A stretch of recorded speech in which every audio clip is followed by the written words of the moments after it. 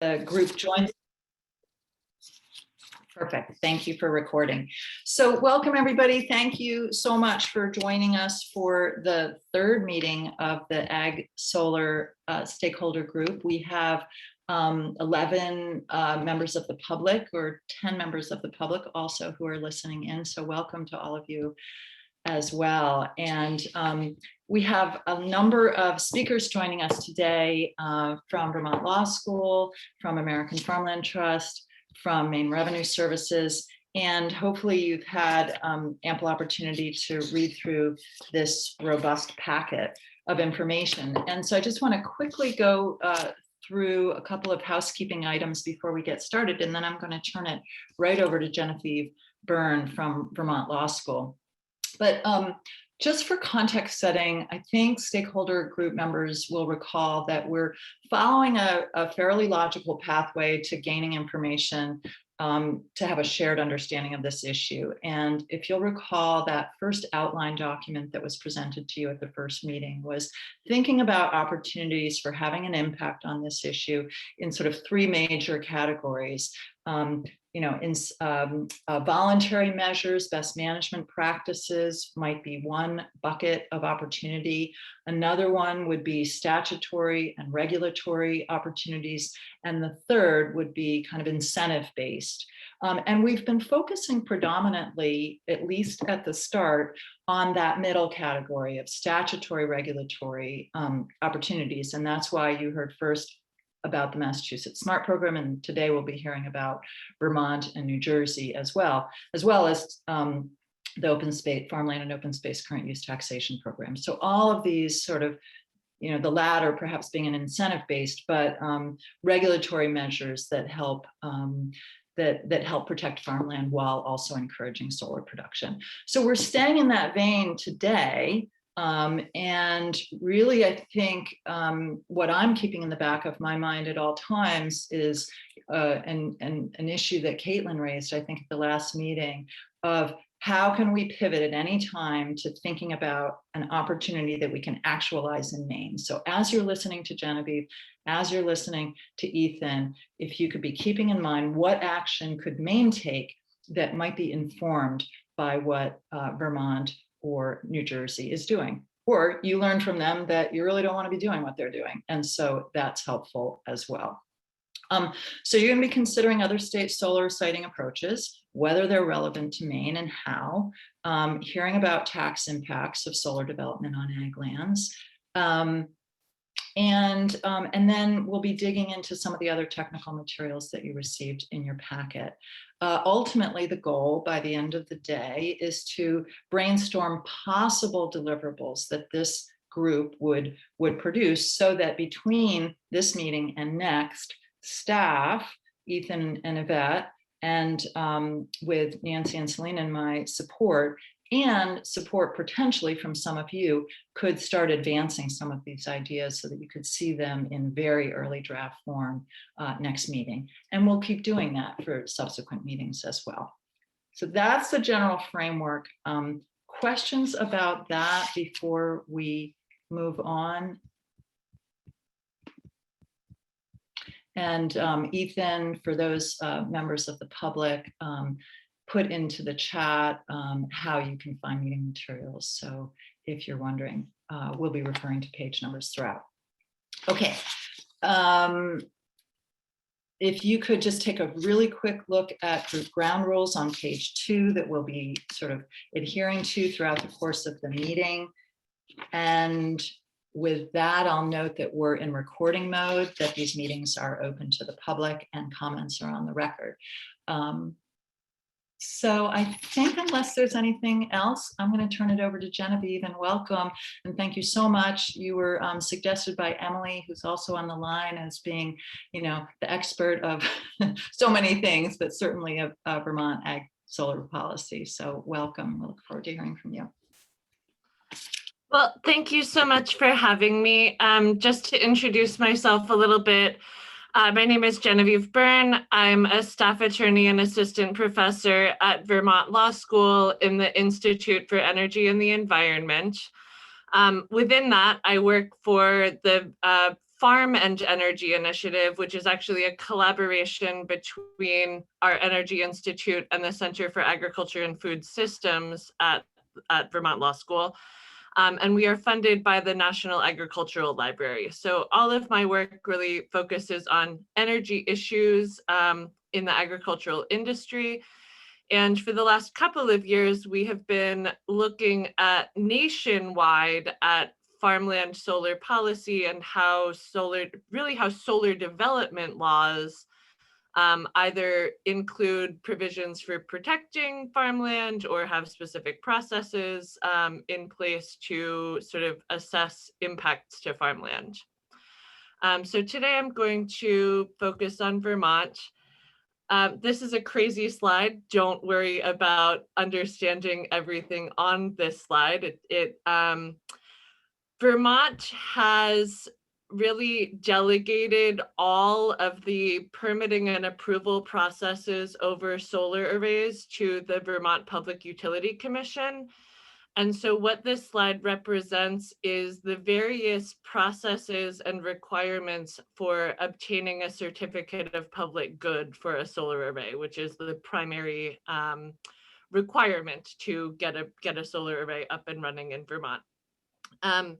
The point that I want to make on this slide, you'll see, I don't know if you can see my mouse, but you can see these different sort of color-coded column categories where Vermont has split solar arrays into a variety of capacity size categories where both the permitting process and the criteria for approval change change based on the size of your array and generally get more intense the bigger your array is.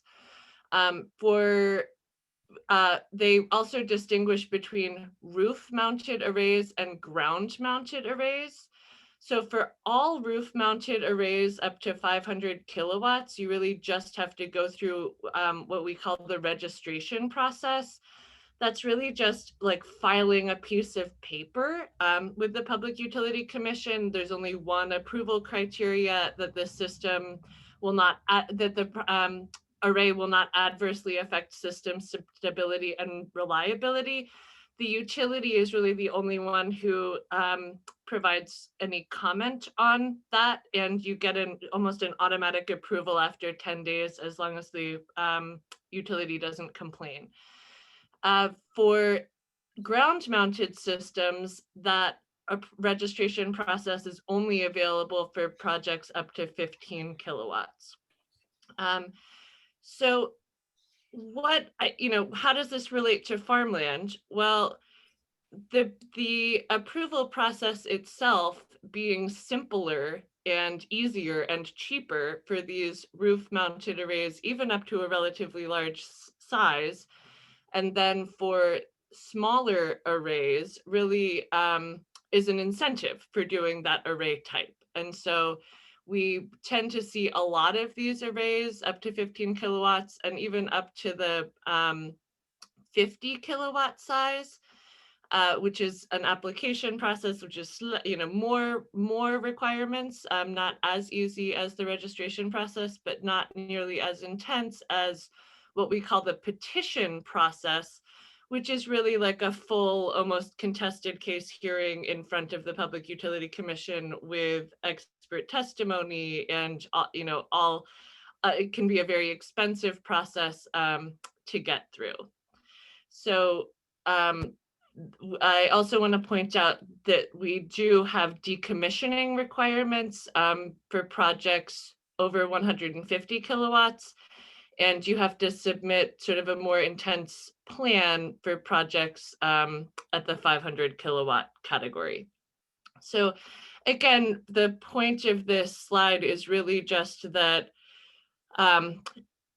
differentiating requirements for projects of different types can in and of itself be an incentive for arrays that may have less of an impact on farmland and open space. I want to highlight the role of the Agency of Agriculture, Food and Markets within that permitting process. A lot of states don't have any role for an agency of agriculture in looking at or approving or suggesting conditions on solar arrays. So for all solar projects over 15 kilowatts, the Public Utility Commission is required to consider impacts to prime agricultural soils. But then for projects getting into that 50 kilowatt and larger category, the Agency of Agriculture, Food and Markets is going to receive notice of those proposed projects. So they could potentially, get involved if they want to and not if they don't. For all projects between 15 kilowatts to 500 kilowatts, the Agency of Agriculture, Food and Markets has the right to appear at Public Utility Commission hearings and the right to provide input and comment. They are then required to appear at those hearings if the system is bigger than 500 kilowatts and located on agricultural soils, not prime agricultural soils, just any agricultural soils. We can then we are allowed to include conditions for the protection of agricultural soils in that certificate of public good that is issued by the Public Utility Commission to approve the solar array. However, the PUC is not required to include those conditions. As AAFM participates in this process, they may suggest all kinds of conditions or suggest things that they, think are wrong with the project or think that things should change about the project. But then ultimately, it's up to the Public Utility Commission to decide whether or not those conditions are going to be included as a permit condition on the project. So that's really where these requirements about notice to the agency and the agency appearing at the Public Utility Commission hearings, these are really the core agricultural protections within the permitting process. And now we're going to move on to compensation for solar energy. I know this is another crazy slide. I'll send you these slides later and you can take a look at them, but I promise it's worth it to get all of the program on one page. Vermont has, actually, I'm going to go back for 2 seconds. So at the very bottom here, you see net metering and then standard offer. Vermont's net metering program is available for projects up to 500 kilowatts. Once you're larger than that, you would fall into what we call our standard offer program. Net metering has established rates available that are, established through rulemaking by the Public Utility Commission. The standard offer program for those larger projects is a reverse auction process. So projects bid in, and then basically the lowest bid is a project that might then go forward and get developed. So as I talk about these compensation mechanisms, this is all within the net metering program. So these only apply for those projects up to 500 kilowatts. So when we have a net metered project and we are trying to decide how to compensate that project for excess energy contributed to the grid, we have a series of rate adjusters. One is called the REC adjuster, or the Renewable Energy Credit Adjuster, and the other is called the siting adjuster. I'm going to move quickly through the REC rate adjuster. There's an incentive in Vermont for projects to transfer their RECs to the utility so that they can be used by the utility for compliance with Vermont's renewable portfolio standard. If a project chooses to keep its RECs, this is this blue box here, they get a disincentive. They get, it used to be -3 cents per kilowatt hour. starting in September, this September, that rate will change to -4 cents per kilowatt hour. And what we're subtracting from is the blended residential rate. So for all net metering projects, when you're trying to figure out the rate, you start with Vermont's blended residential rate, which is set by the Public Utility Commission. Right now, that's just over 16 cents a kilowatt hour. So starting in September, if you transfer it to the utility, you just have start with that flat 16 cents. If you keep your RECs, you're going to be going down to 12 cents. Once you do the REC adjuster part, you move on to our siting adjusters. And Vermont has split all of our projects into 4 categories: category 1, 2, 3, and 4. Category 1 is projects up to 15 kilowatts in any location. Category 2 is projects 15 to 150 kilowatts and located on a preferred site. Category 3 is arrays greater than 150 kilowatts and located on a preferred site. And then category 4 is arrays 15 to 150 kilowatts and not located on a preferred site. The list of preferred sites we have is in this box: new and existing structures, parking lots, previously developed land, brownfields, landfills, gravel pits, Superfund sites. And then location, one sort of special one, it's almost a loophole to our preferred siting policy, is locations designated in an approved municipal plan, or when a project goes to get a joint letter of support from the municipality and the relevant planning commission. So any greenfields, any piece of agricultural land can actually turn itself into a preferred site if you go to the municipality and the planning commission and get a letter saying that they think that this is a decent place to put solar and that they're willing to sort of support it being on the preferred sites list. All of these adjusters were initially put in back in 2017, and since then they have just slowly been reduced and reduced almost every year. The original values that you see on in this little box were the 2018 values, and the parentheses values are what the values are going to be starting in September 2021. So you can actually see that there are, in fact, no adders left for preferred siting in Vermont. All of the net metered projects are ultimately getting a subtractor, regardless of where they are. It's really just how big is your subtractor.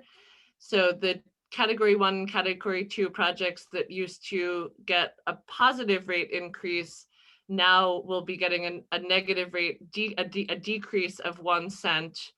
Those category 3 projects went from -2 cents to -4 cents, and then the category 4 projects went from -3 cents to -5 cents. And this is a big deal, but an even probably the biggest deal for these category 1 and 2 projects. The 0 and positive rate adjusters are in place for 10 years, but negative rate adjusters are in place for the lifetime of the project. So moving from a positive rate adjuster down to a negative rate adjuster really makes a bigger difference than just that rate change. I'm going to move on and to try to leave time for questions and talk about the Vermont's current use taxation program called the Land Use Value Appraisal Program. Vermont has changed its rules to allow some solar development on enrolled land without triggering a tax penalty for non-agricultural uses. If you have farmland enrolled in current use, you are allowed to develop a net metered or off-grid solar installation 50 kilowatts or less without other criteria. And Other installations up to 500 kilowatts are going to be allowed if they qualify as a farm improvement. While there are some other conditions on that, the general rule is that you will qualify as a farm improvement if 50% of the energy is going to be used by the farm. If you're interested in current use taxation, I know we're hearing some more about it later today, but my students are also going to be putting on a webinar next Friday from 12 to 1, where we talk not just about Vermont, but about a number of other states across the nation that either have or have not changed their rules to allow solar. I just wanted to note some upcoming proceedings in Vermont. This is just an ongoing discussion, administrative discussion in Vermont. This August, they're holding a workshop and request for comment on the Public Utility Commission application process and some administrative issues that have come up. And then in September, they're doing another workshop and public comment on those net metering compensation rates, including the REC adjuster and the siting adjuster. And they specifically said they will be considering alternatives to using that retail rate, or the blended retail rate. In Vermont's rules, the Public Utility Commission actually has to look at net metering every 2 years. So those rate changes I was talking about came out of the what was called the 2020 biennial review of the whole net metering program. So starting in 2022, we will have another biennial review where they'll sort of look at the whole net metering program again, and we may have additional changes, even though we have these workshops coming up, next month. Okay, I'll stop there and open it up to questions, to the extent I have left any time for questions. Yeah, no, that's great. That's great. Yeah, so go ahead, Nancy, and maybe, thank you for, we can all see one another now. Oh, well, let's take Nancy and then Ellen. Go ahead.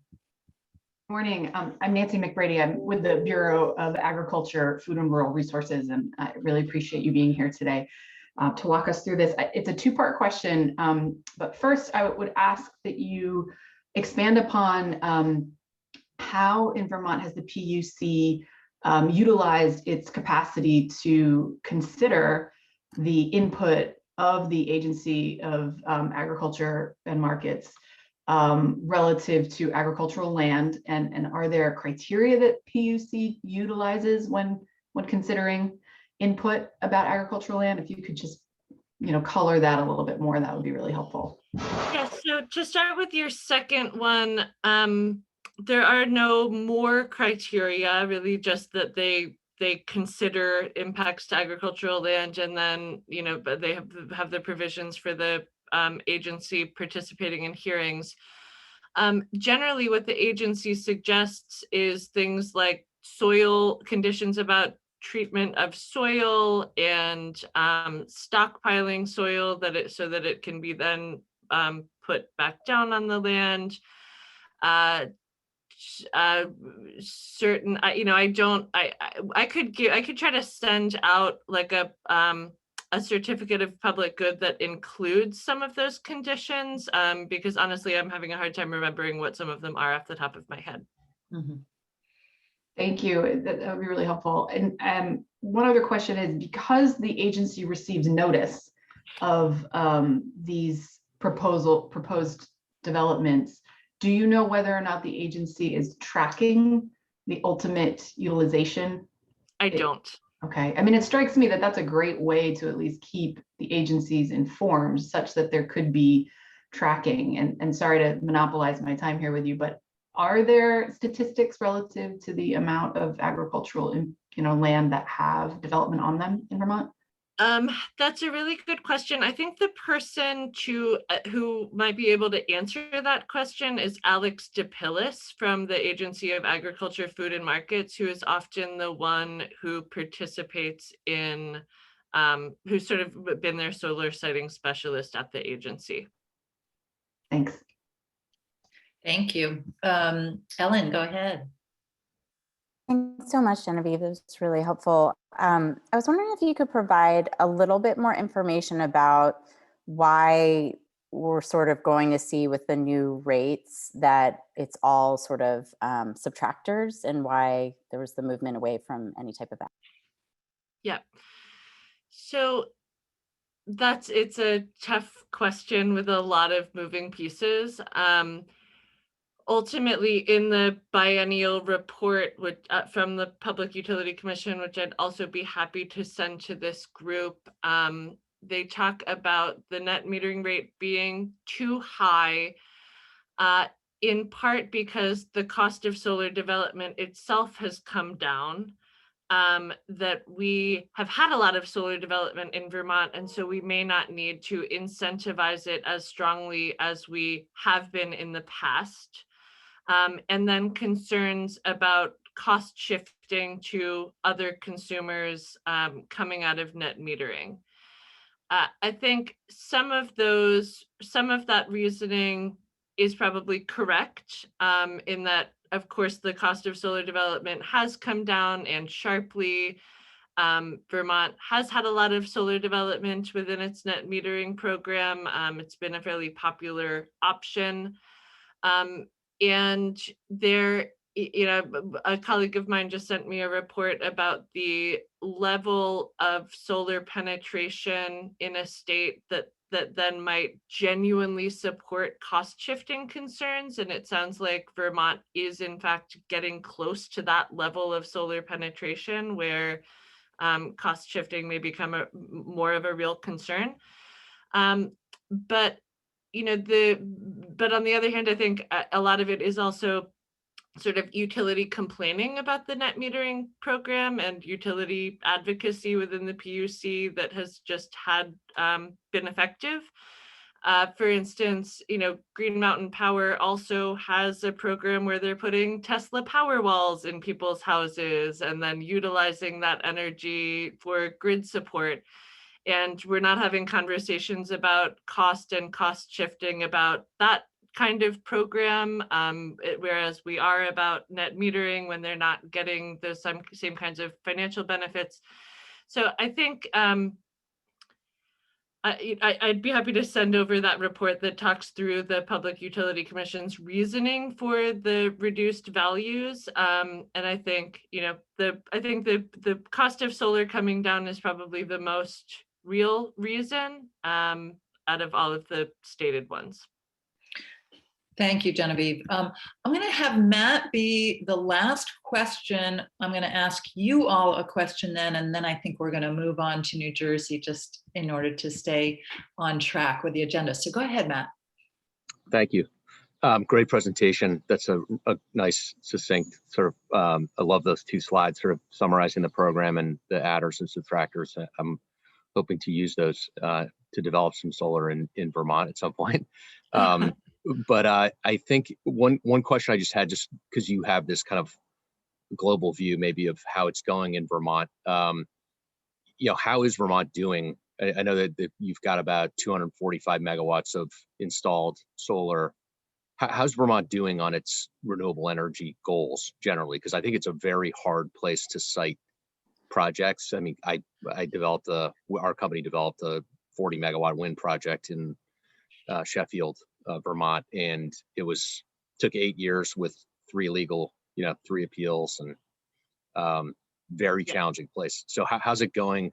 And does something like this, these kind of adder subtractor things, does it make it harder to meet renewable energy goals? It definitely makes it harder. The Vermont, I think, has already sort of become known as an anti-wind state, and I think we're sort of definitely heading down the road of being relatively anti-net metering. I'm concerned about the sort of opening up a discussion about moving away from a retail rate and what that might look like.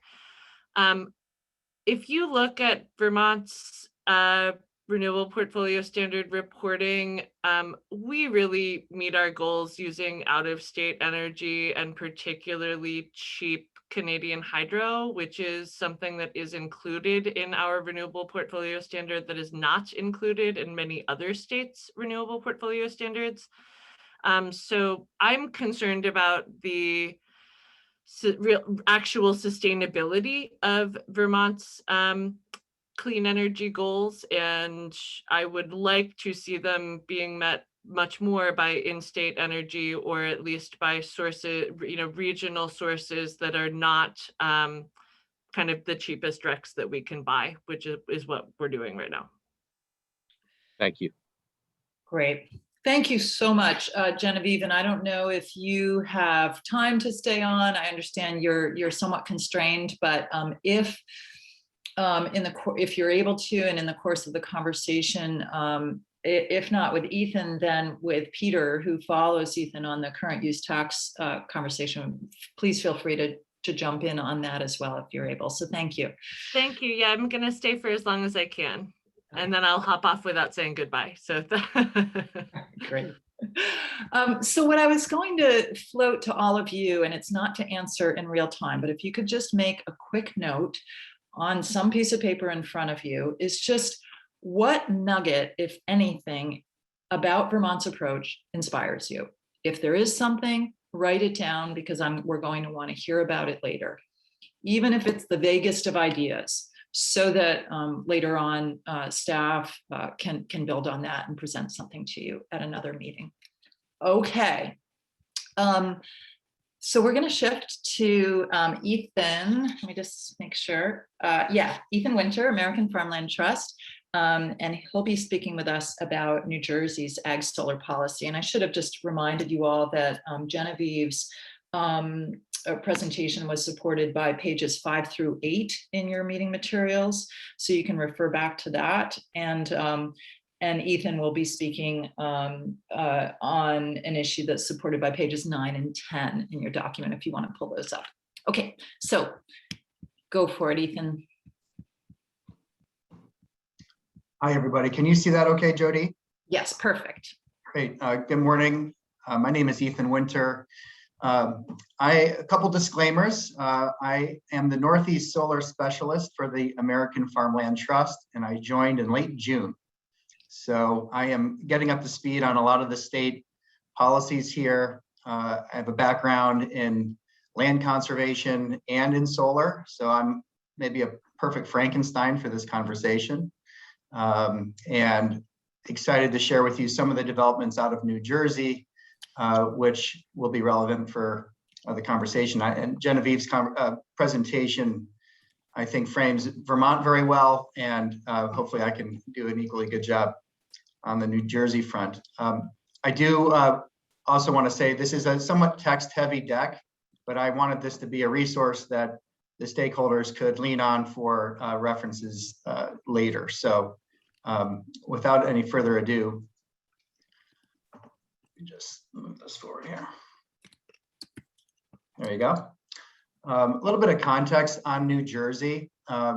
You all know it's a densely populated coastal state that has proud history of farmland protection. And it has also had a history of solar development. And it's already been through, at least one, maybe two sort of boom and bust cycles with solar.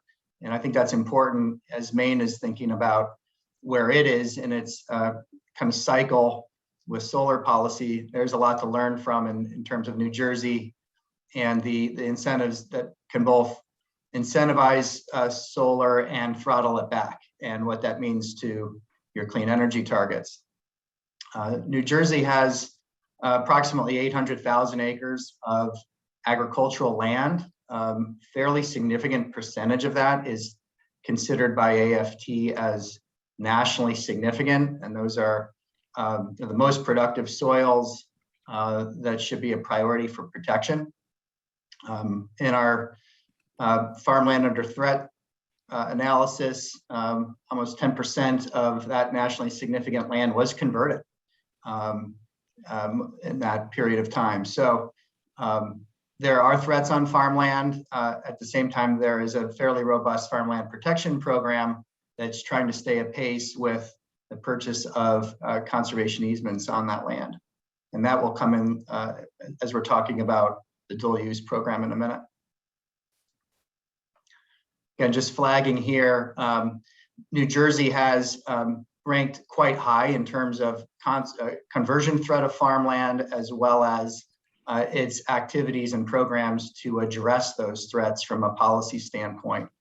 And I would say that on the solar front, New Jersey is also ranks pretty high in terms of its attention to developing incentives. Again, there have been some ebbs and flows on that we'll discuss.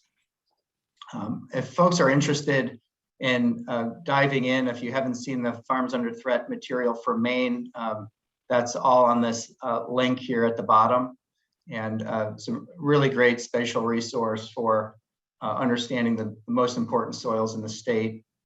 And I think it's something that we're really encouraging developers to take a harder look at when they're originating projects.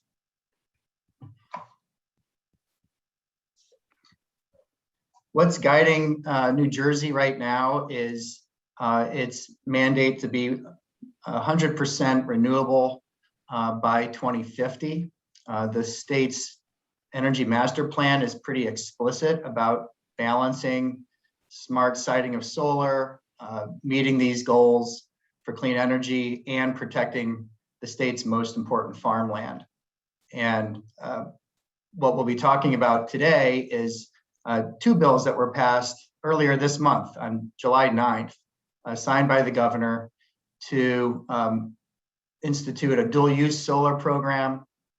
I think one of the more robust examples of that anywhere in the country, as well as a new grid supply solar platform, SREC 2. And both of those are going to be relevant to land use and farmland considerations, and that's what we'll be getting into. But I just wanted to flag that the state's energy master plan is explicit about the protection of farmland resources and has guided what we are seeing today in terms of the new policy. So where does solar stand in New Jersey? And I think, again, it's to Jody's earlier point, worth comparing and contrasting with Maine. New Jersey jumped out of the box. 10 years ago, had a very active solar industry. Things throttled down a little bit in recent years, but it's a top 10 solar state with 3.6 gigawatts of installed solar. Almost 400 megawatts of solar were installed across the state, and a little under 7% of the state's electricity is sourced from solar. That compares to Maine, which again is still fairly early in its solar ramping, and there's a fairly long runway ahead, and that's why we're talking about this today. New Jersey is very aware of the threats of climate change to farmland and to its coastal communities, and that's why it has such aggressive solar goals. The goal is to have over 5 gigawatts of solar by 2025, essentially tripling that by 2035, and up to 32 gigawatts by 2050. And that's in alignment with that 100% renewable target by 2050 goal. Governor Phil Murphy has really taken it, along with other key legislators, including Bob Smith, who chairs the Senate Energy and Environment Committee, to really push forward on the new policies. And I think it's worth noting that Bob Smith was really pushing on the solar, and he's also one of the originators of the state's farmland and open space protection programs. So, he had a lot of leverage in these conversations, and he understands both the land and the energy side of this. New Jersey's Department of Agriculture, as they were preparing for these policies, did an analysis of farmland in New York or in New Jersey. And I just wanted to flag this. This is a little bit different than Maine. Every county in New Jersey has a designated agriculture development area, or ADA. And these are the areas for which state funding can be applied for the purchase of development rights. And if land is not within the ADA, it's I don't believe it's eligible for the state funding, or it's not as competitive. So, the state has really done a good job of basically drawing parameters around its most important farmland. Roughly, 80% of the upland agricultural land that is identified by the state is in an ADA.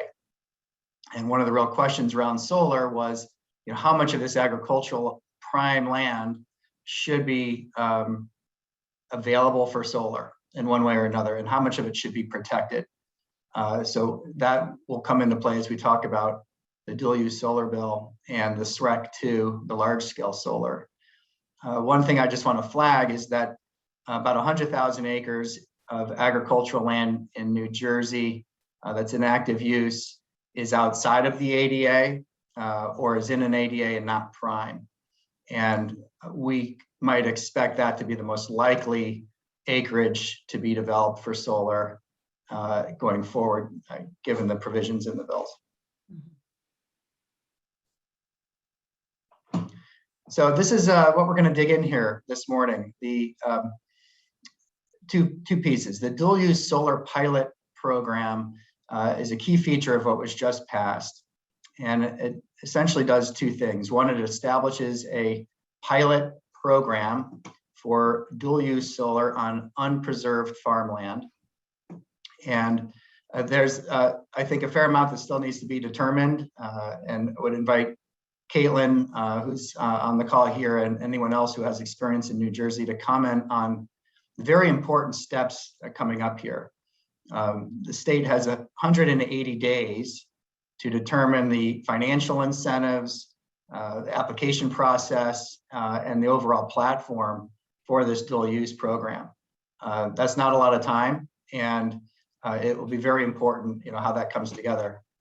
I'm not entirely sure what the stakeholder process will be for determining those guidelines, and it's something that we could talk about as a group.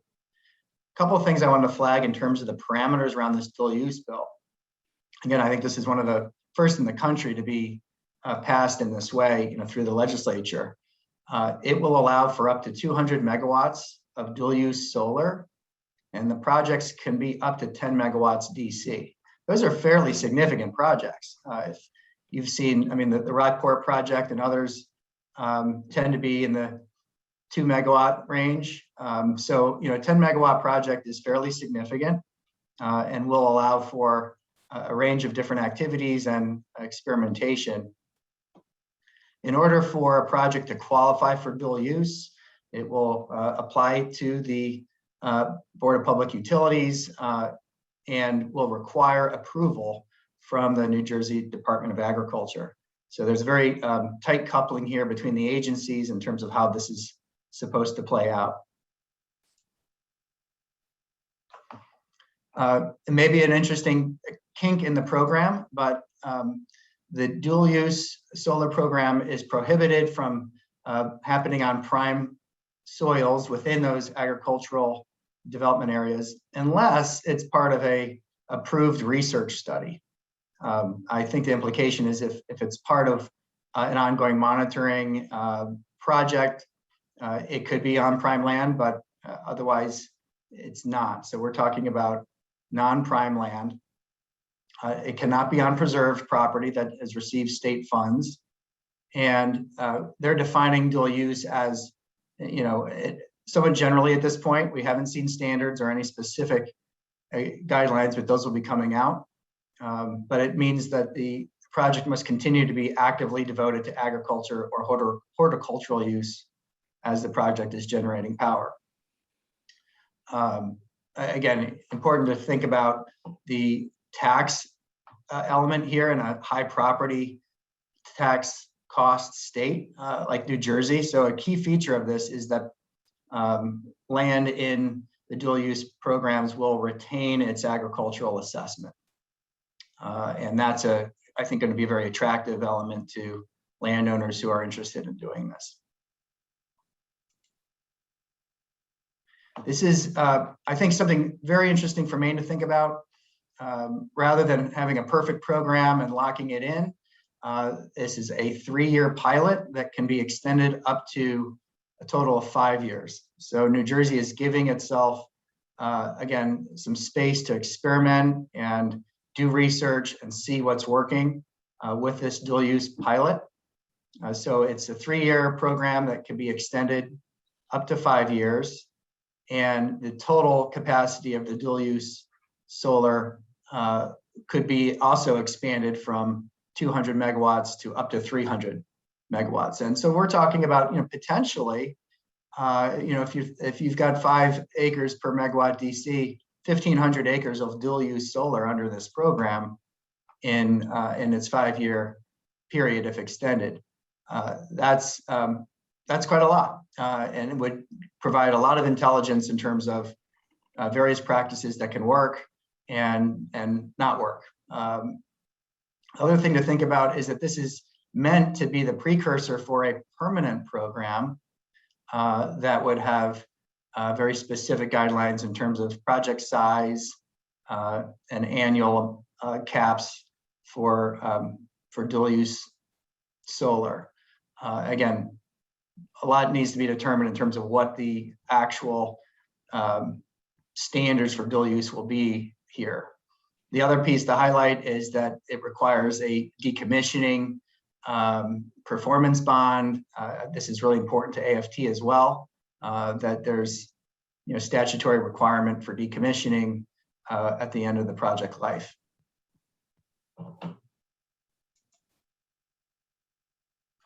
In addition to the dual use solar bill, and this is really important to the major developers interested in New Jersey, the state is incentivizing 3.75 gigawatts of new solar by 2026. That's going to include community solar, net metered solar. This will be primarily on site, and large scale solicitations. So through the SREC 2 platform, up to 1,500 megawatts of grid supply solar. And this is really intended to get New Jersey back on track with larger scale projects.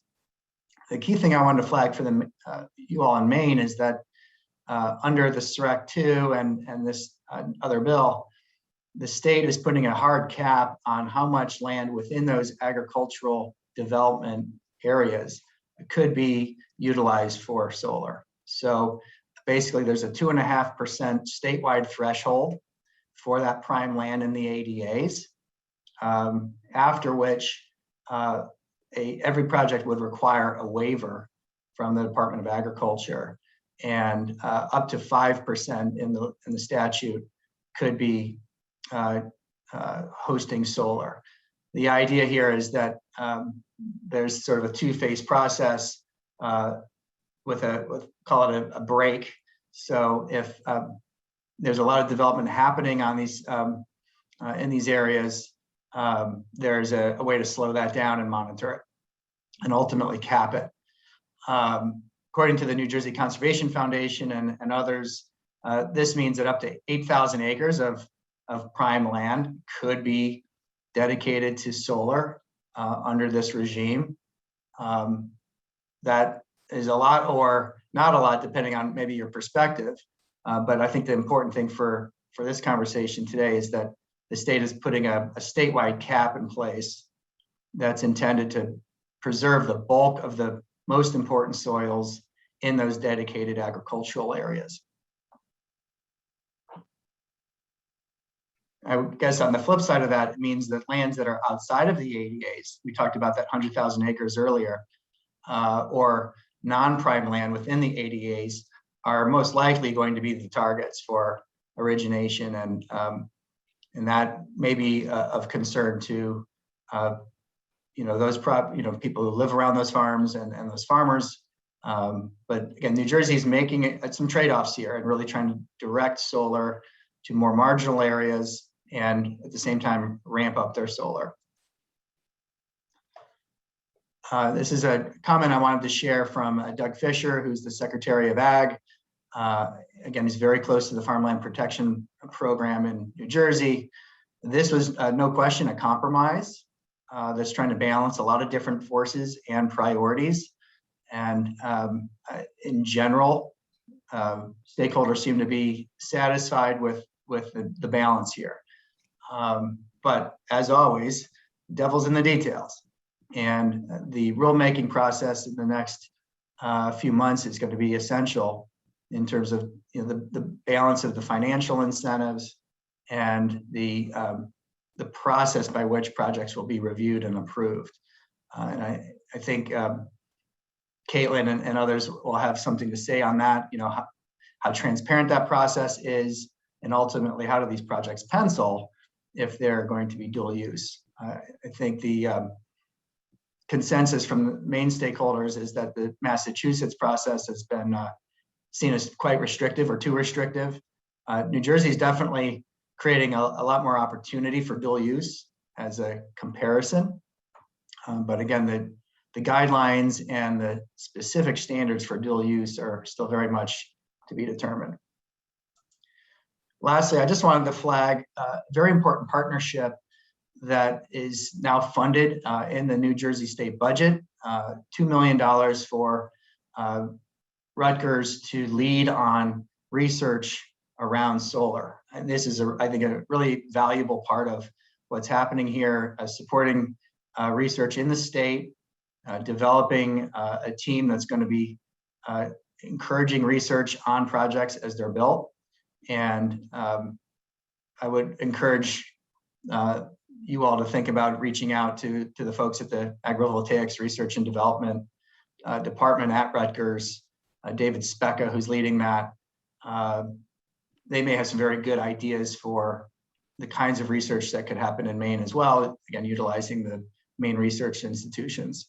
But this is going to be a key part of, iterating what's working on farmland and what can work for project developers and ultimately create the template for a longer term program. So again, the research piece is critical, and it's great to see New Jersey doing that. Jody, I'm going to pause there and invite questions and discussion. Perfect. Then why don't you come off of screen share so we can see folks' face? I'll take Fortunat first. Thank you so much, Ethan. Great information. Fortunat, go ahead. Thanks, Ethan. I have just a quick clarifying question. The 2.5% and 5% cap in the SREC 2 program, is that 2.5% and 5% of the capacity of the program, or 2.5% and 5% of the prime ag land in New Jersey? Great question. That is an acreage-based cap. Okay, so the latter. Thank you. Yes, the latter. Can I pick on you, Caitlin, to just maybe weigh in with your experience as well, since Ethan made note of you? Yeah, sure. So thanks, Ethan. You did a great job summarizing both of the bills. Blue Wave was really involved in getting the dual use bill passed, and in some of those discussions with the Department of Agriculture in New Jersey. I'd say Ethan was definitely correct in saying that this is a compromise between, wanting to reach New Jersey's extremely aggressive clean energy goals on the schedule that the new successor program lays out, while really wanting to test and deploy dual use, and being able to have the partnership with Rutgers, making sure projects that are on the most important soils are part of a research study, so we can kind of evaluate as we're going and adjust through each year of the pilot and then into the permanent program, was really important to us, as well as the Department of Agriculture. So we're really looking forward to the stakeholder process. That's where all of the details are going to be hammered out, and it will be really, really important to make sure that not only developers who are interested in this, but farmers, landowners, municipalities are at the table, so we can really work out what this is going to look like in New Jersey. And hopefully that will kind of serve as an example for other states who want to explore what dual use could look like, for example, here in Maine. Does this raise either areas of excitement for any of you or red flags? Just trying to get sort of gut reactions to various pieces of what you just heard. Go ahead, Ellen, and then Selena. Yeah, well, I was just going to say, I mean, I think it sounds like a really exciting pilot program. And I guess my question was just whether there's, I mean, it sounds like Blue Wave is obviously very interested, but whether there's a lot of developer interest in participating in the pilot program or not. I was just curious about interest from other developers. I can answer that a little bit.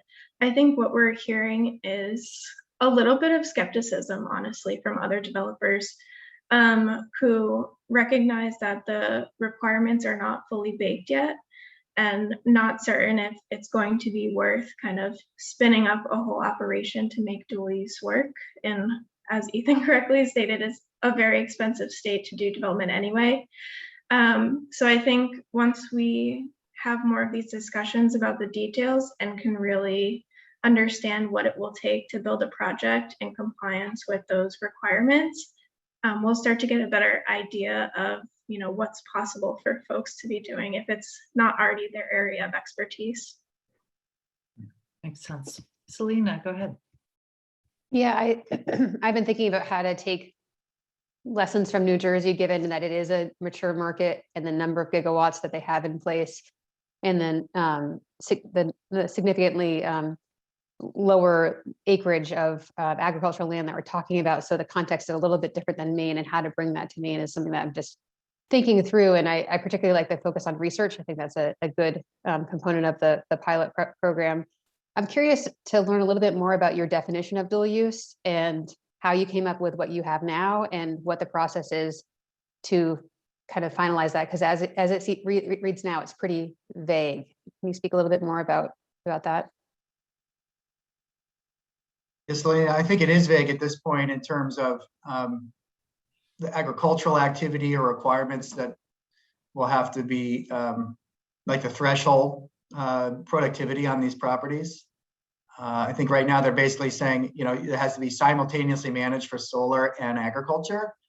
The language is pretty vague. Caitlin, I don't know if you have additional detail there, but you're right that it lacks specificity. So how rigorous that is going to really determine how farmers are going to be able to interface with this, or if you're really talking about a more specialized approach. You know, Massachusetts is requiring arrays of a certain height under the assumption that they need to be that high for dual use to occur.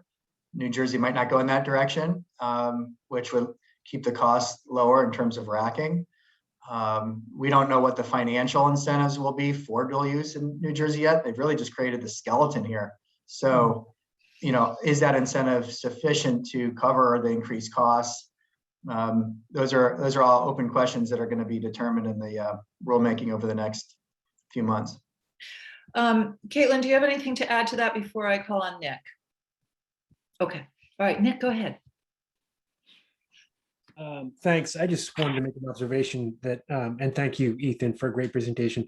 The observation I'd make is that what you shared, Ethan, around identified farmland, acreage, prime, preserved, unpreserved, is just, there was a lot of clarity there that I'm sure is informing the process. And it's something that we've been kicking around quite a bit with this stakeholder group, and there was some great information brought in advance of this meeting, but the clarity that New Jersey seems to have around that is got to be very helpful. So it's just an observation. Thanks. Great. Go ahead, Fortunat, and I think I might have yours be the last question so that we can stay largely on track here time-wise. Go ahead. Sure, thanks. Ethan, you mentioned there's work to do to figure out, you know, details, including, you know, adder or incentive for dual use. Can you describe at all sort of how that process will happen, or, yeah, even, you know, is it we want X amount of dual use solar and we're going to set the price to get it, or we think it should cost X extra, therefore we're going to set the price to hold developers harmless, or what's, you know, what's the framework for having that conversation? That is a great question. From where I sit right now, I just being fairly new into this, I don't have a great answer. Caitlin, who from the trade associations is leading on the kind of outreach to BPU and the governor's office on this? Yeah, so CCSA and SIA are both super involved in the whole design of the successor program. Right now, we're actually waiting about a week from today. The BPU staff will be releasing part of the final incentives for the successor program. And those will be kind of delineated, administratively set incentives for smaller net metering projects, community solar, low-income community solar, things like that. And then later on, there will actually be a whole stakeholder process to design the competitive solicitation part of the successor program, which will be for larger grid supply projects. And when BPU staff originally came out with kind of the framework of this between the administratively set portion and the successor program, they had stated that dual use is envisioned to be part of the competitive solicitation, either kind of partnered with other projects or kind of in its own tranche, like kind of separated from the rest of the capacity. And we've been advocating very strongly to make sure that dual use can be part of the administratively set portion of the incentives, just because it's such a new market in New Jersey. And we really do need predictable incentives to make sure that we can build projects. But it's a conversation that's continuing between BPU staff and the rest of the industry. And I think once we have a better idea of the rules for what dual use will look like, they'll be able to, more accurately envision how it will participate in the rest of the successor program. But what we've been proposing is kind of a layered incentive where a dual use project could be either net metering or community solar. It would kind of receive just an adder on top of whatever base incentive it's receiving, depending on what other characteristics it has. Well, with that, I think we'll shift. Ethan, thank you so much. If you're able to stay on the line for the next conversation about current use, because it would frankly be great to get both your and Genevieve's response to his presentation if you end up both being available for that long. And if not, we understand. So thank you. I think we'll shift over to Peter Lacey, and who is the Director of the Property Tax Division with Maine Revenue Services, to walk us through sort of the current state of affairs with the farmland current use taxation program. All right, thank you. So I think, can you guys see the actual screen now? Yeah. Perfect. Okay, awesome. All right, so yeah, so as Jody said, I'm the Director of Property Tax at Maine Revenue Service, and I wanted to do just kind of a quick and dirty overview of what farmland looks like currently, the farmland tax program. I want to leave plenty of time for questions because I think there's going to be some, and I think it's important. So I want to start with kind of a real base level property tax foundation of current use, because I think it is important consideration for anyone looking to tweak or make changes to the program.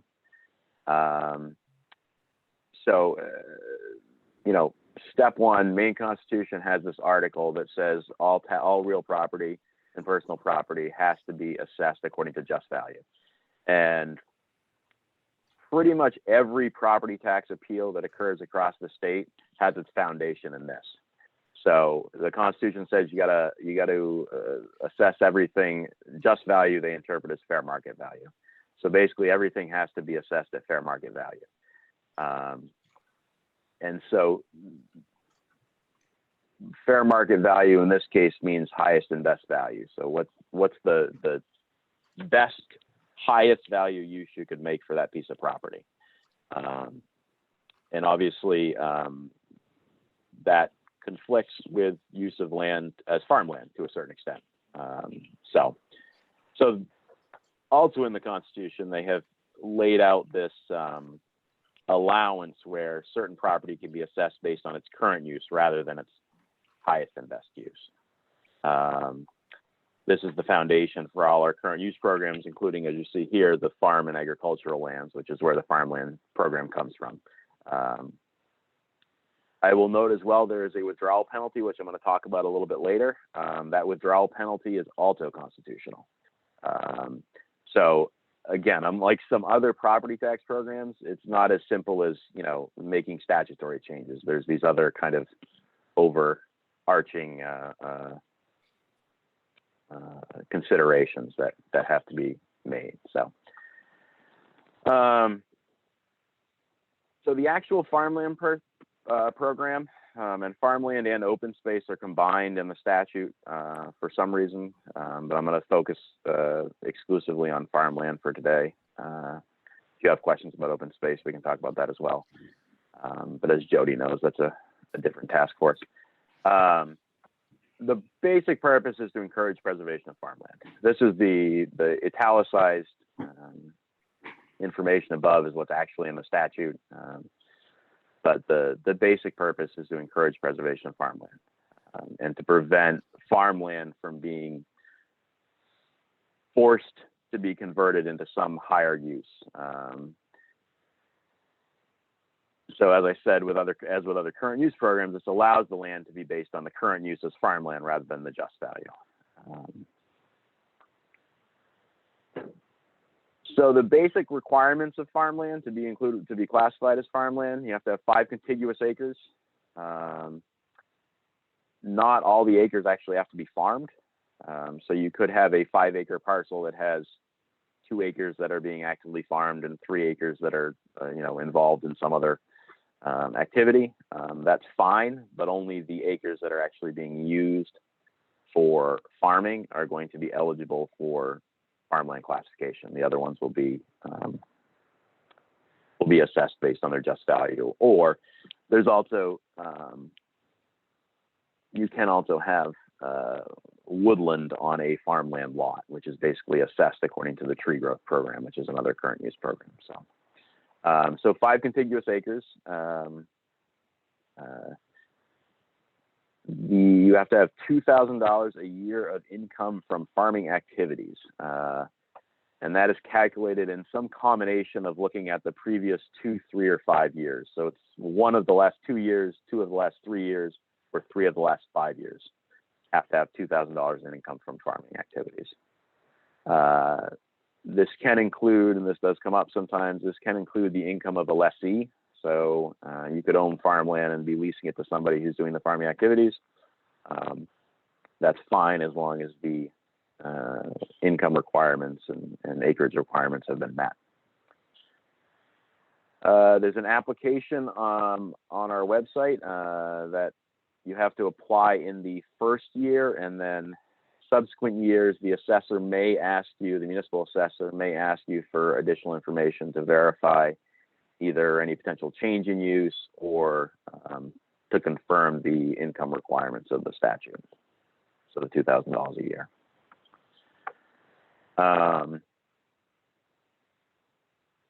So the valuation. So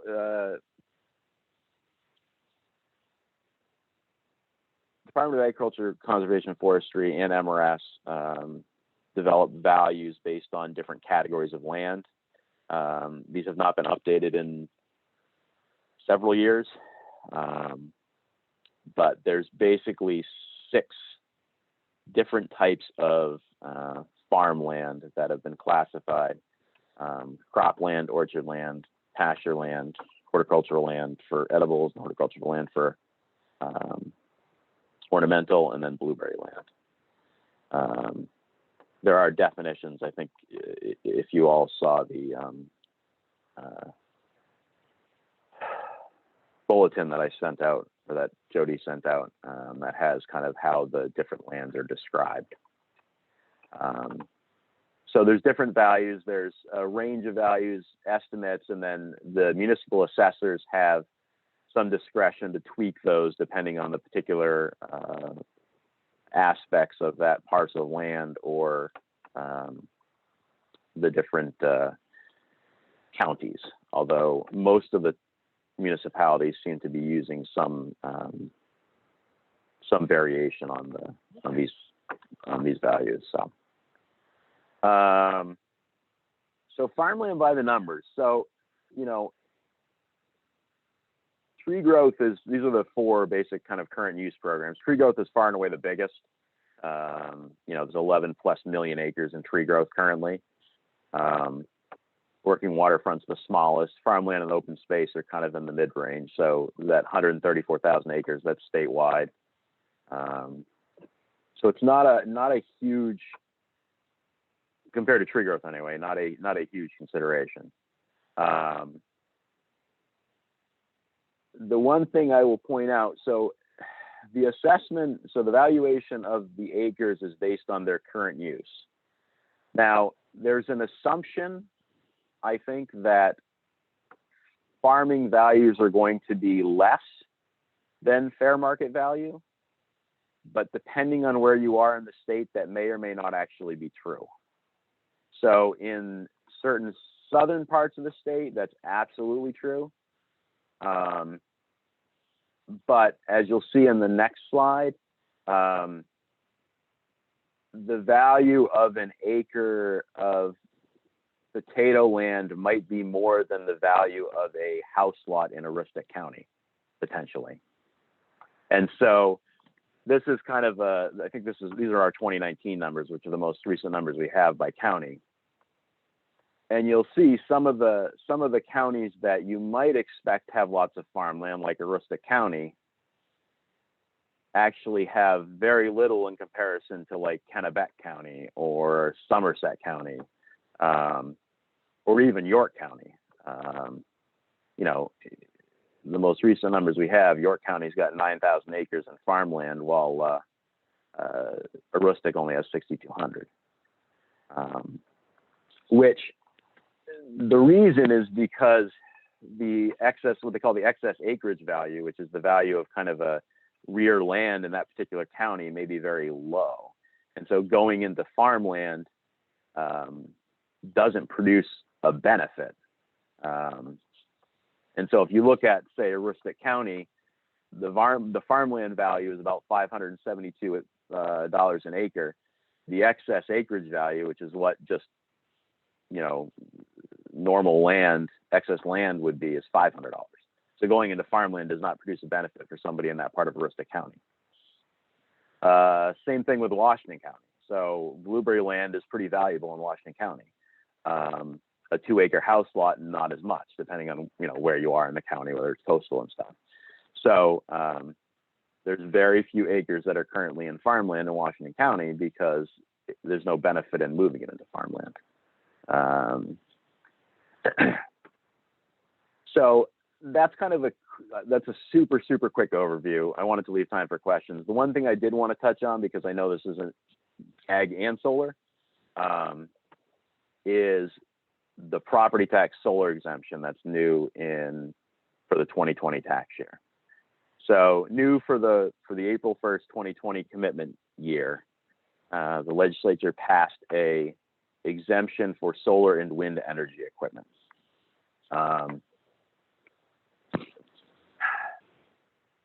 So the requirement is basically that it's eligible if all the energy is either used on site where the equipment is, or if it's all subject to net energy billing.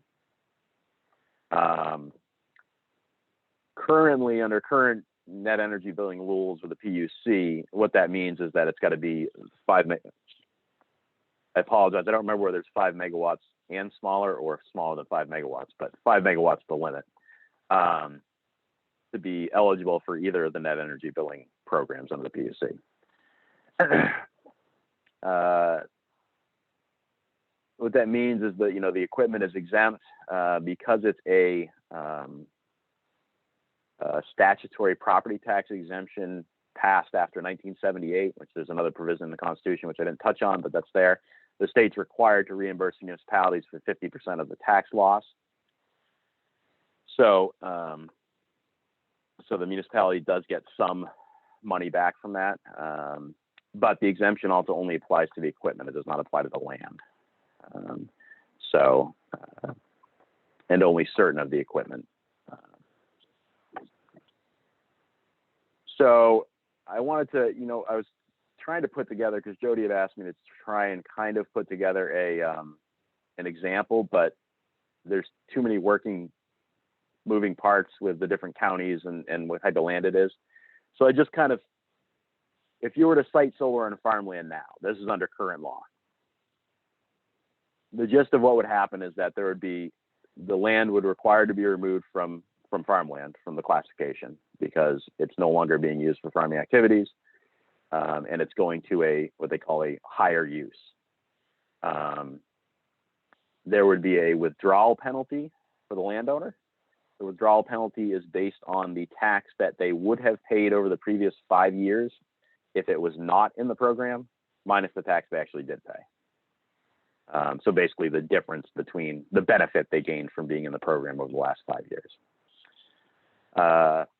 There would also, in theory, again, this is contingent a little bit on what we talked about before with the different counties, but in theory, if it was in a county where there was a benefit from farmland, there would be additional tax on the land going forward, since it was being moved into a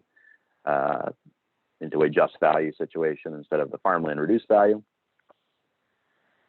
And then the solar equipment that's actually put on the site would be exempt from property tax from the landowner's perspective, or the equipment owner's perspective. But the municipality would get a reimbursement of 50% of the value of that solar equipment by the state. So that's kind of how it would work if they were to do it now. Peter, so that is sorry. kind of, yeah, sorry, go ahead. Peter, could you just clarify for the group? Could you go back one slide and Hold on. clarify that you said, if there's a conversion from ag land to solar production, but what if both were happening at the same time? So it was a dual use site where solar, a solar project was developed, but sheep or cows were still grazing, or they were mounted such that other agricultural activities could occur below them or between them. I don't know that that's come up as generally any change in use that is beyond farming activities, right, would be subject to reclassification and withdrawal. So the fact that you're still doing farming on the site doesn't change the fact that it's not, that it's being used for some use greater than farming. So it would still be subject to a withdrawal penalty. Thank you. Yep. So why don't you come off screen share, open it up to group questions, and also invite both Genevieve and Ethan to sort of weigh in and kind of contrast your understanding of the current use tax law, farmland current use tax laws in New Jersey and Vermont to this structure. Anyone who wants to jump in, just raise your hand.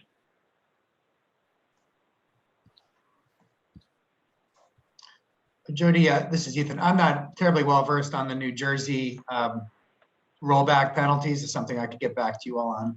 Sure. I should note too, one of the things I didn't, and this is kind of just a little tweak, but there also is no penalty if you move it between current use classifications. So if you pull something out of farmland and immediately put it into tree growth or immediately put it into open space, there's no penalty, and vice versa. So. Great, thank you. Fortunate, go ahead. Thanks, Pete.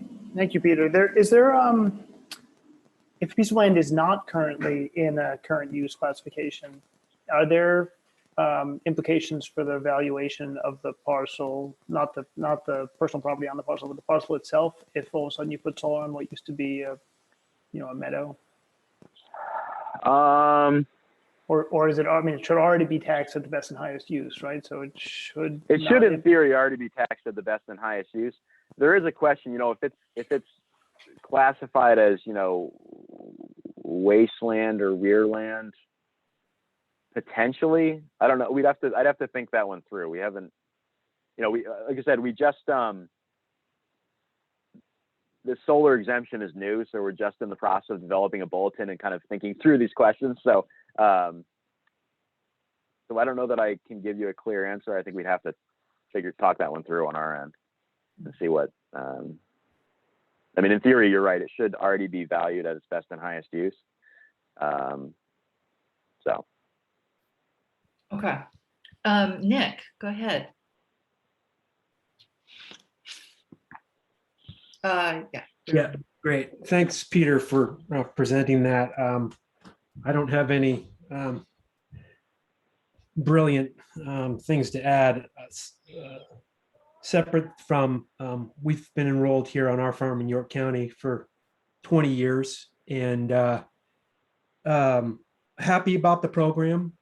For us, it was a good first step towards wanting to get some expensive land in a current use tax scenario. My observation about participating in that program for now over 20 years is it's only as good as your local assessors. We've had 8 in my town since I've lived here for about 24 years. We've had 8 different assessors come through. Great support at the state level. A lot of back and forth here with our municipality. And of course, looking at ground mount or on-farm solar for our property, we then come up against all kinds of different ordinance and local rules. We're in a 5-acre minimum lot size in our area. There's thinking has evolved on that, I believe. I love the idea of taking portions of what could be defined as wasteland in my enrolled acres, which might include hedgerows. It's not wasteland, but it's not actively farmed. Hedgerows generally are property boundaries. I can't do that because setbacks. I find current policy, a lot of local ordinance, a lot of local rules limiting, and they're not always limiting in a good way. I also hearing from programs in Vermont, hearing from programs in New Jersey, that there seems to be a common. I'm veering away from a little bit from current use programs. There seems to be a common threshold of about 5 megawatts that triggers all kinds of permitting and assessment and oversight. So again, sticking to my farm, we've looked at roof supported 40 kilowatt programs, designs. I've looked at about an acre or 2 on the periphery of our property, trying to not get into land that frankly I want to keep using and farming. I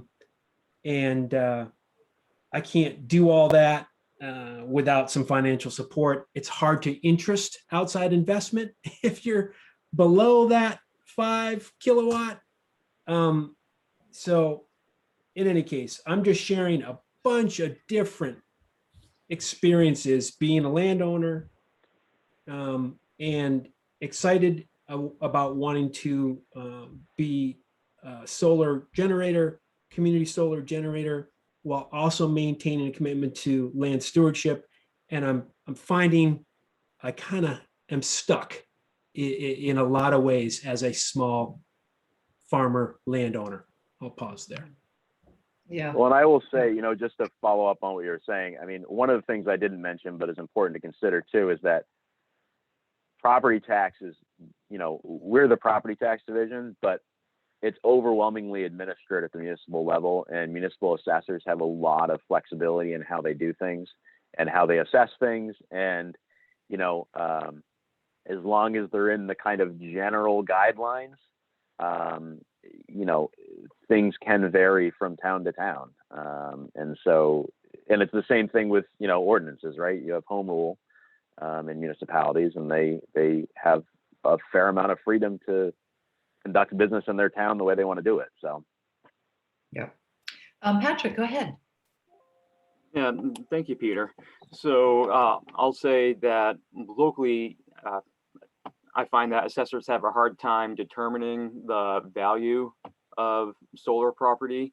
And just as a comment, getting some more guidance on that could be helpful at the municipal level. But I'm also interested if a farmer produces or has an array that produces more than what they use on site, is the portion that they use on site still eligible for the exemption? And then as kind of, it looks like you're saying no. So they need to use the entire, like they can't produce more than the. Well, so let me clarify.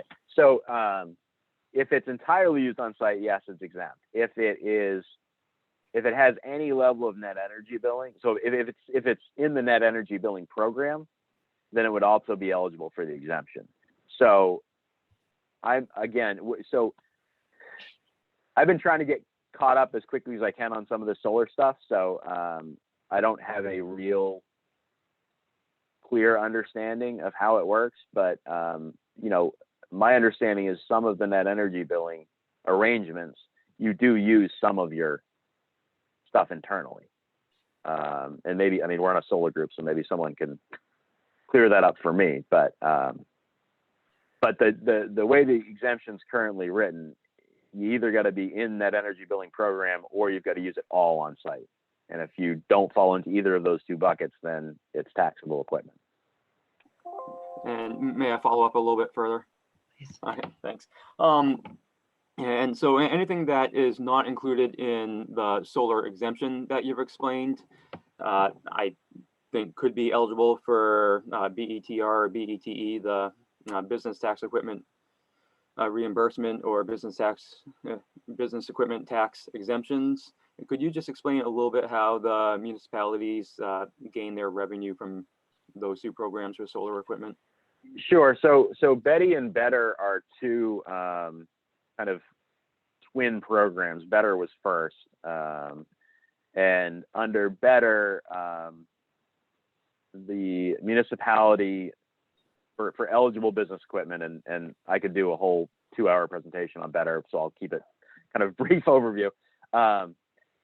If there's eligible business equipment, the owner pays tax like they normally would to a municipality on it, and then the owner comes to Maine Revenue Service and can get reimbursement for the property tax based on a staggered schedule of how old the equipment is and when it was put in service. That generally applies to older equipment, so it's going to be equipment 2008 before and retail equipment. All other equipment now is under the Betty program, and under the Betty program, what happens is the equipment owner applies to the municipality for exemption, and they're 100% exempt, and then the state reimburses the municipality for 50% of the exemption. So for solar equipment to qualify, it would have to basically be eligible business equipment under Betty or Better. And so depending on what it is, there's a lot of weird exceptions in Betty and Better that might kick solar out.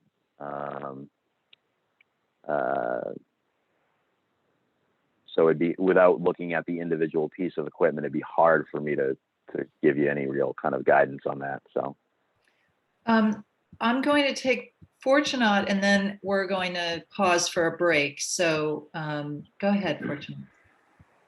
Okay, well, and so this is actually kind of a response to Patrick, and we could, as Peter said, we could sidebar about this for a long time, but one of the reasons we thought the sort of simple across the board property tax exemption for solar was because we saw such incredible variability in the way that Betty was being applied from town to town and case to case.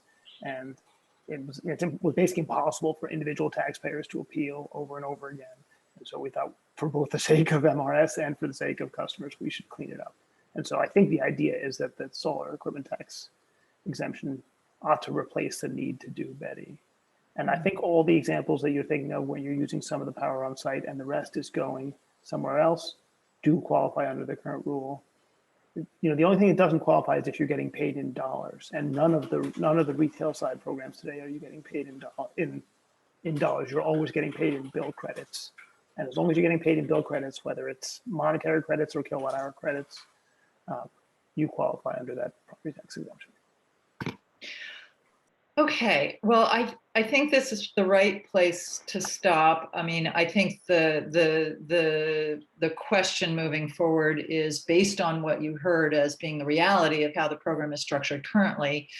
Are there things that you all are seeing as potential recommendations for modifications that could be more beneficial to farmers pursuing dual use or anything of that sort? So that's what I hope you sort of keep as a question in your minds.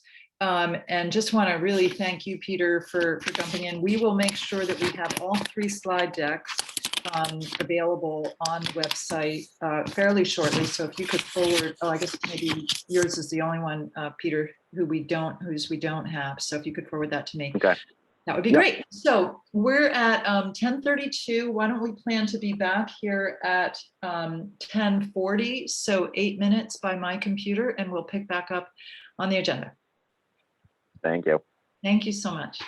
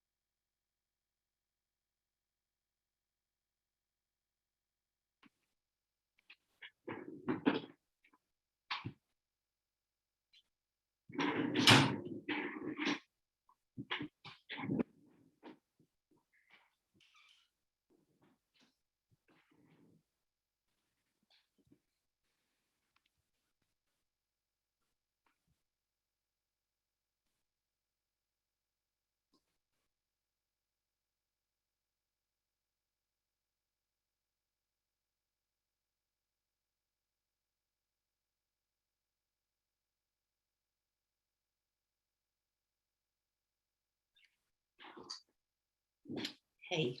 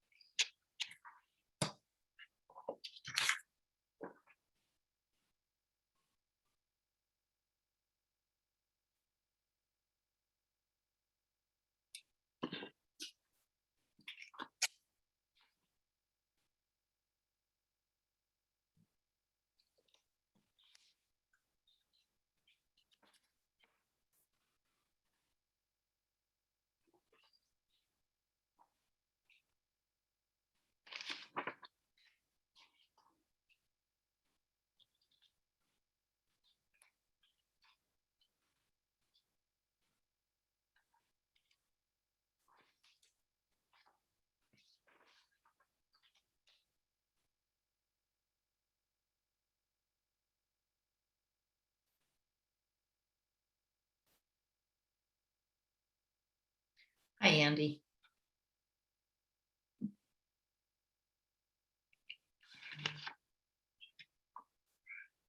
We'll wait just a minute or so more to get more folks back.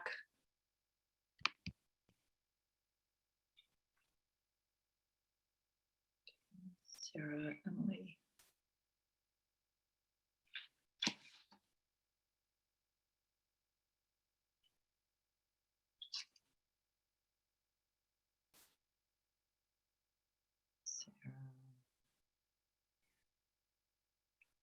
Looking for Sarah. And Sarah, if you're with us, you can just let, great, perfect. And Nancy and Selena. Okay, great, thank you. Well, welcome back. And where we're going to move to now is it's not called out specifically on the agenda, but as part of this discussion of technical materials, if you could turn to page 17 in your packet, and this is the revised definitions that Ellen and Caitlin and Nick and Emily worked on between meetings. And wondered if I could put any one of you on the spot to just walk the rest of the group through what changes were made so that we could get feedback on those and hopefully ultimately endorsement of an end product. I could start, but others in the group should obviously feel free to jump in. Yeah, so basically we wanted to first add just a couple of introductory sentences to sort of make clear why we were sort of coming up with these definitions and how we thought the definitions would be used, and mostly just to really emphasize that we wanted to come up with sort of shared understandings so that, you know, if we're talking about incentives for dual use projects or something like that, we all at least have the same idea of what types of projects we're talking about. But that we weren't really envisioning that this would necessarily be the sort of finalized definitions that would be used for sort of rulemaking purposes or regulatory purposes. And we did sort of separate out dual use and co-location into two separate definitions, just because we recognize that it may be that we want to provide, you know, certain incentives or what have you for dual use projects and others for co-location, or at least preserve that possibility. And so it seemed important to be talking about the two as separate definitions. And then we tried to address some of the comments from our last meeting that were raised, both in terms of the potential for sort of agricultural production in the future, and then a little bit more specificity in terms of what we meant when we originally used, I think, short-term and long-term. And then, yeah, and then I think we just also, members of the group made some other tweaks just to sort of make things a little bit more clear, hopefully. One small additional tweak, I think, was really just trying to add a little clarity between the difference in design that we're sort of discussing here in dual use versus co-location, because it's very easy to, I think, get a little bit confused about where the difference lies, because there's a lot of good things that can come out of co-location, and there's a lot of agricultural stuff that can come out of co-location. But really, co-location, the design, in here we've included the design hasn't been altered to support agriculture or the increased and future flexibility, whereas dual use is being designed specifically around that. Great. So any questions or concerns about these changes to the definitions that you had seen, Pat, in the last packet?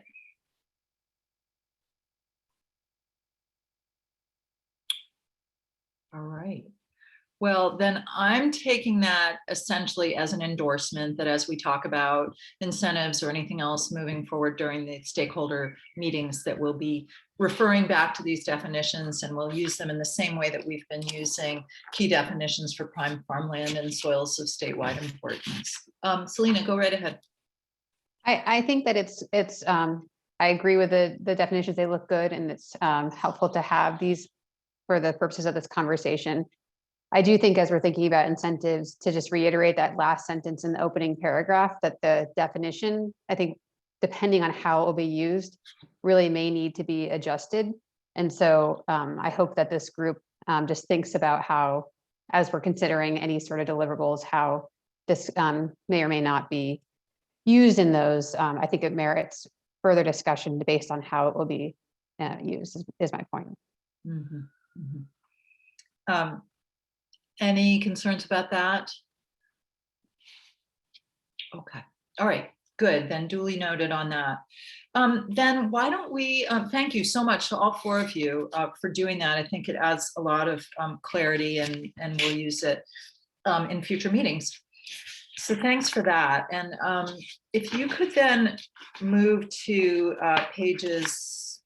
essentially page 18, and I'll ask Ethan if you could pull up a slide for talking points on that I'll walk through with the group. So essentially what we're trying to do here is build on any areas where we think there was consensus as a result of the last two meetings, and start developing a document, not that is the recommendations that you would ultimately come up with, but that can form the basis of thinking about, given that we're in agreement on this, what can we do with this information to sort of turn it into an action, turn it into a product. So I want to invite reaction to page 18, the draft consensus areas, and just highlight in particular the second 2/3 of that page that identifies sort of a lack of some data in certain cases. And what we tried to do is on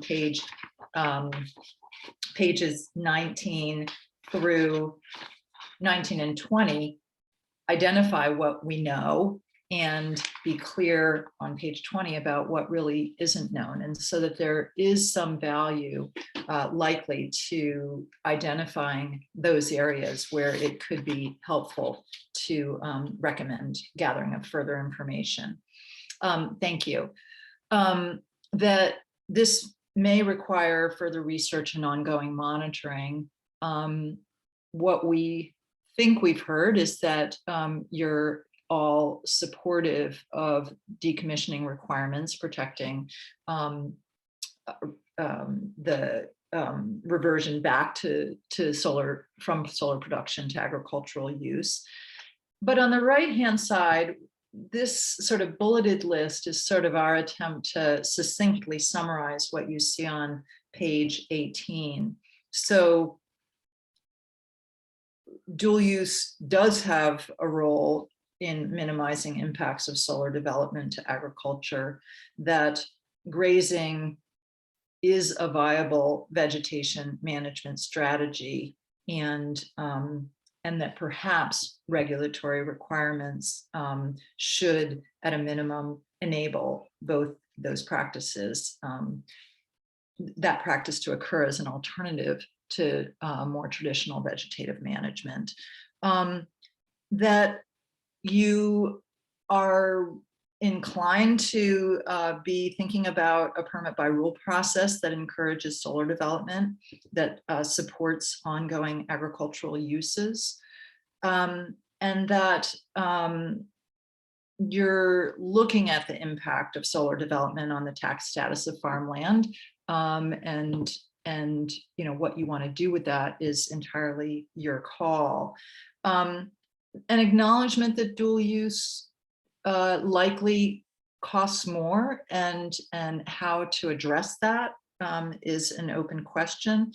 And clearly that I think what we heard was that Massachusetts's approach felt too restrictive. So I want to just get your reactions to page 18 and let us know whether you think we've accurately captured what you've discussed so far.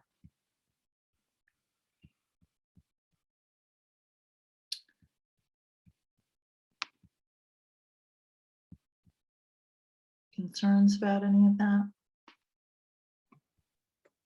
This is Matt. I was just going to offer a comment. I think this looks great. And I think it has sort of a nice blend of sort of the carrot and the stick. And, you know, I think sometimes there can be a tendency to just overlay new regulations as kind of a default. And I think the underlying goal of the group, in at least in part, is to create new opportunities for farmers and to make sure we're not, you know, there's lots of pressure on farming from other types of development like housing and other forms of development. What we want to try to do is, I think, allow farmers to capture this opportunity in a way that doesn't impact other good things like food production. So, but we don't want to take away, you don't want to pick the farmer's pocket as part of this thing. So I think this is a nice balance. And then the question, my biggest question was just on dual use, like, how do you, I think you've accurately captured the risks here of, you know, how do you create that opportunity for farmers and for the solar industry without unduly burdening ratepayers? That's great. Thank you. Yeah, so when I think of this slide, I think of it as like the what slide. What is it that you could be thinking of doing, or this is the basis of potential action? If you move to the next slide for a moment, Ethan, what this, oh, I'm sorry, I forgot that I was a co-host. Sorry about that. I think of this as the how slide, right? We've sort of been focused on this so far, this statutory regulatory bucket, if you will, in the middle. And you'll see that, you know, this is just sort of a list of the areas that we've tried to present information to you about.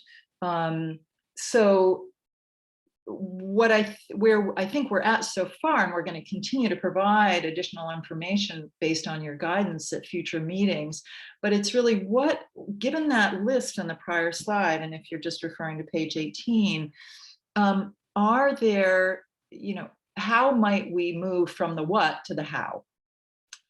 And we're looking for sort of kernels of ideas so that Ethan and Yvette can start to generate some very rough outline ideas for you to react to at the next meeting.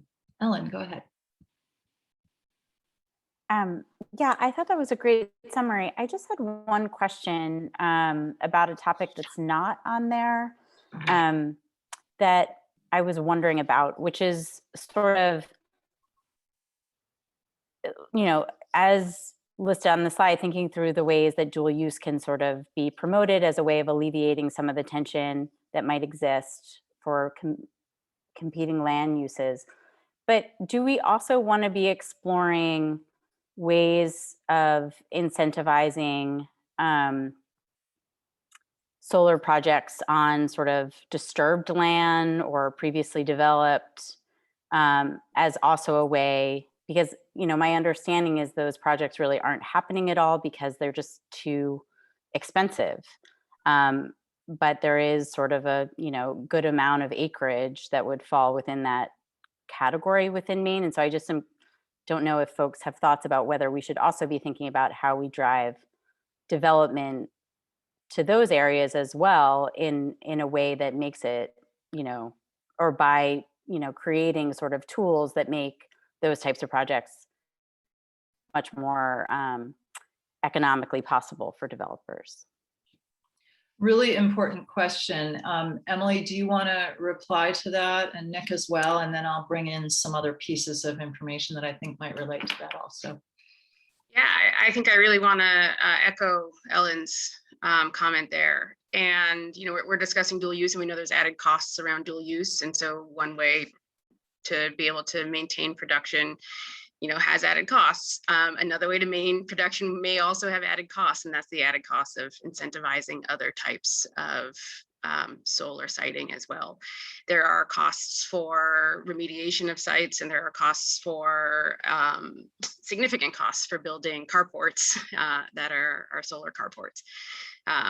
And those have the ability to be far more costly than dual use. And so if we want to be able to support siting on these other preferred sites, or sort of how these sites are going to be defined, there needs to be real discussion on how you do that. The question, I guess, is, do we dive into that here in this group, or is it more that we're trying to stay focused on solar? I don't have on farmland. I don't have the answer. I'm just sort of wondering, what's appropriate for us to discuss. But I agree with Ellen, like that's a pathway as well to protect farmland. Sure. I see Fortunat, and did somebody else lower their hand? So Fortunat, go ahead. Yeah, I would just echo what I think both Emily and Ellen said, which is, in my view, we should view as sort of a binding constraint that Maine needs something on the order of 7,500 megawatts of solar built over the next 30 years to achieve our carbon goals, plus or minus 10%. It's got to go somewhere. And so anything we can do to encourage it to go in places we want it to go takes pressure off the places that we're trying to protect. And so I do think that should be within the bounds of this conversation. Great. We can certainly add that. And anybody feeling otherwise about that differently, that it shouldn't be a focus of the group? Go ahead, Nick. Thanks. No, I don't know how much needs to get added to the consensus area page, which I think is well done and pretty succinct. But I do think it was my understanding coming into this group that part of the pressures that we're addressing and thinking through as a collective is that the solar needs of the state, it can't all be through small distributed or community projects. We need some big projects too. There's got to be some bang for the buck, large scale development. And I don't know if that's worthwhile putting in the consensus, but that's in the back of my head when I think of an understanding coming into this, that is one of the inherent challenges. So then how do you do that thoughtfully, but that meeting the state's needs, national needs, but state's needs can't all be through those small distributed solar projects. Great, thank you. Selena, go ahead. Yeah, and I agree with, excuse me, Fortunat and others about having input about where we should be citing these projects, but also I think this group can help provide some guidance to a future created distributed generation stakeholder process that will be started in response to legislative direction and will be broader than just the ag pieces. But I think that there's certainly a way to connect the two and something we want to do to make sure that the voices and perspectives of this group are carried forward in any sort of broader conversation about how to move forward with distributed generation in a smart way. The other thing that I'm just curious is, we've talked a lot about dual use today, and we've talked historically in past meetings about co-location. And when it comes to actually writing some of these deliverables, I'm just interested in whether people have a sense of where they want to focus, or is it we can switch them out as people see fit, just where people's interests are, because I think that there's merit in both approaches, and wondering whether there's an interest in focusing on one or the other. Reactions to Selena's question? Go ahead, Emily. Oh, you're on mute. Still on mute. No, I appreciate that as well. Something that I think about is really sort of in terms of tiers. And, you know, I think that the top tier for AFT is a well-designed dual use array that protects production, you know, but there are other beneficial projects that can certainly fit within smart siting. And that includes potentially marginal farmland where it's not necessarily dual use, but integrates best management practices and can be co-location. So I wonder if there isn't sort of a, you know, first this, if not move to B, and if not move to C, that might make sense for some discussion here. And certainly co-location is going to be appropriate in, you know, different places versus dual use being a priority in other locations as well. Mm-hmm. Other reactions to Selena's question? I would just, I think, I mean, I agree with what Emily just said. And to me, it just sort of, even if it's not sequential, like it just seems important to have options, right? That are sort of on the table and that could sort of guide or drive development in a variety of areas and in ways that make sense for the sort of particular parcel that we're talking about. It just feels like the more options that we're providing, the more likely we are to reduce any sort of potential pressure on important ag land within the state. Mm-hmm. Nick. Thanks. I mean, for the purposes of this group, you know, having spent some time defining dual use and co-location, I think it's makes sense to think of phased or tiered, as Emily suggests. I would be hopeful that this group would want to be advocating for, you know, at the very least, this, which is, I think we were talking about co-location, you know, and then, you know, there would be subsequent steps to advocate for dual use. There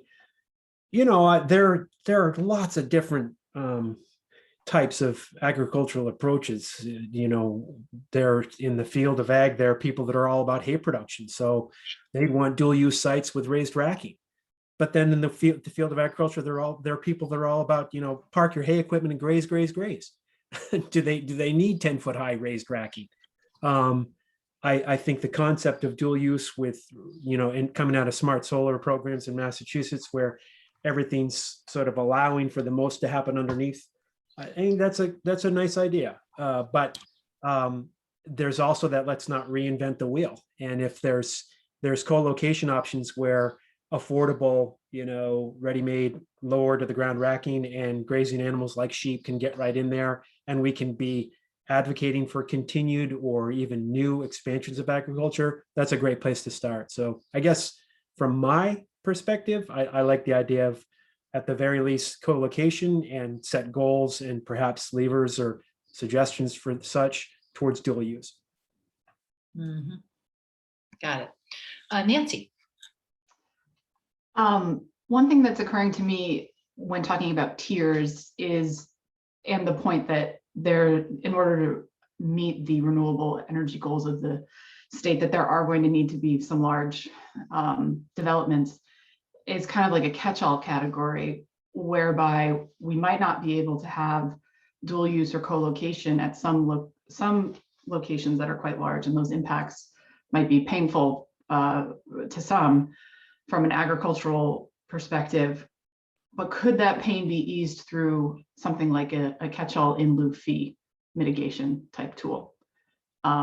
I don't know how palatable that is to the development community, but it is a tool that has long been established for wetland mitigation in the state of Maine. And the thought process would be, if impacts to farmland could not be avoided, that there's a fee assessed that would then go into money set aside for farmland preservation. So is that something that could be considered for, the third tier type of projects? And I know we've invited stakeholders to sit in, and I don't think they're in here today, but TNC has a great deal of experience with the wetland mitigation program here in the state. Something to consider at a future date. Yep. Great. And, just to weigh in there, I'm envisioning as I listen to the video again and summarize the comments that we may come back to you with a number of these ideas written down, reflected back to you so that you can react to them and give them some thought to see if we can build consensus on them. So you'll have time to reflect back. Emily, I think, and then Patrick. Sorry. I appreciate the sort of thought around mitigation as another alternative, and I think that we're going to need multiple types of approaches here to mitigate impacts, whether it's the design, the location. Potentially one option that is viable is the fee in lieu or protection of other acreage when you're impacting acreage yourself for a project. I also think that when we're talking about designs of dual use, that, Nick was right. Not every single dual use array has to be 10 feet off the ground to maintain flexibility, especially when you think about, pine barrens and blueberries. There's not a lot that with a history of blueberry production and probably a very long sort of future production projection forward. So, I think in terms of tiers, one thing that I would love the committee or this group to discuss is thinking about proposing a certain megawatt of a pilot project where various designs of various dual use projects co-location can be within this pilot program to understand the impacts and what sort of flexible designs work for Maine as part of that. It's because every farm is different, every soil is different, not every array has to be exactly the same to provide that flexibility. Thank you. Patrick, go ahead. Yeah, so I do like this consensus document, and I think dual use is a beautiful concept and the gold standard that we should go for, and it does solve some of the immediate pressures, but we also have land in some places in the state that will be under pressure for a long time. So I don't want to lose sight of how a more traditional solar project might be able to be that placeholder. And I know that Fortunat sagely cautioned us a couple meetings ago about how any land that goes into solar production likely will see multiple generations of solar production. But when we think about this problem, the energy problem, which is a massive problem, and so I think it's worth looking at on a larger scale, a more protracted timeline. I think it's worth thinking about how in a couple generations, if that land underneath the solar array is taken care of, and if the panels are fixed to the land in the right way, we could actually be regenerating some farmland, and we could, a few generations from now, really be protecting the option for returning that back into good productive farmland. So I think it's worth keeping sight in the long term of how the decommissioning process might be worth incentivizing. Great. Sarah and then Caitlin. Thanks. I wanted to also put my thumbs up for the tiered system. I like that it provides some flexibility and also sort of can push us towards those degraded lands and sites like that, understanding that we need the bigger sites. And that's where I think Nancy's suggestion on the in lieu fee program would be perfect. And it all works for natural lands as well. So we don't have to develop different programs to protect natural lands and to protect ag lands. We can have a program that is very flexible and works across the board for all different kinds of values that we want to protect. Caitlin. Yeah, I just wanted to emphasize how we can focus these outcomes not just on the final product of a project and how it's converting the land, but what's happening during construction and operation.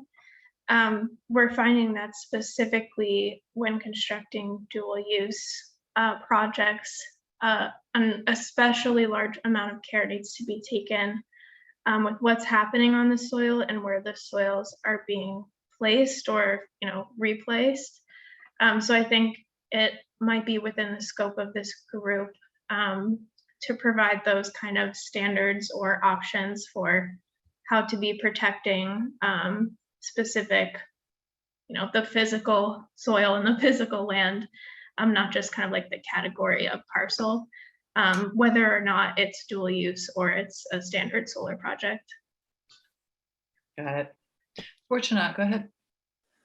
I know a lot less about the in lieu fee process than a lot of you do. I want to just express a little bit of reservation, and I think Matt alluded to this earlier, that solar is not the only thing that applies development pressure to some of these lands. And we got to make sure that we do not apply, set the bar higher for solar than you do for some other things.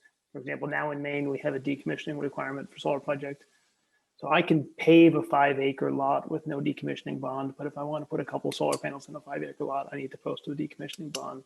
That feels like a mistake, and I don't want to recreate that with, so let's make sure we're sort of thinking about the whole development pressure picture as we do that.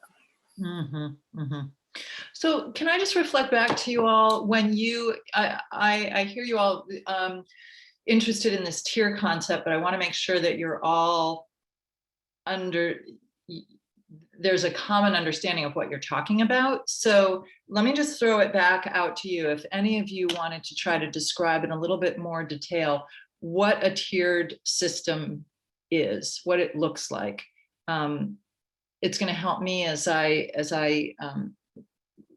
summarize your thinking. So I think it was Selena, you put that word out to begin with, and I think people have run with it, and I'm not sure that everyone has a common understanding of what we're talking about.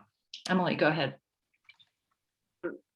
I'm a visual person, so visually I'm actually thinking more of like a grid where you have siting locations and then sort of ideal, sort of like top tier, this would be the ultimate best sort of project on these siting locations. And then, if not, so let's talk about prime soils, very productive, ultimately, ideally we would want dual use. If not dual use, then we would want to, do B. But then we might have marginal land where the top tier could be dual use or traditional ground mount as co-location. And then there might be disturbed lands, right? Where the priority for that is not necessarily the project at all. It's just that's a priority location. Let's get solar on there however we can to try to improve, really just meeting goals. That's one way that I'm thinking about it. Obviously, everyone might be thinking about it differently. Awesome, very helpful. Other ways of looking at that people had, does that square with your vision, or did you have a somewhat different nuance?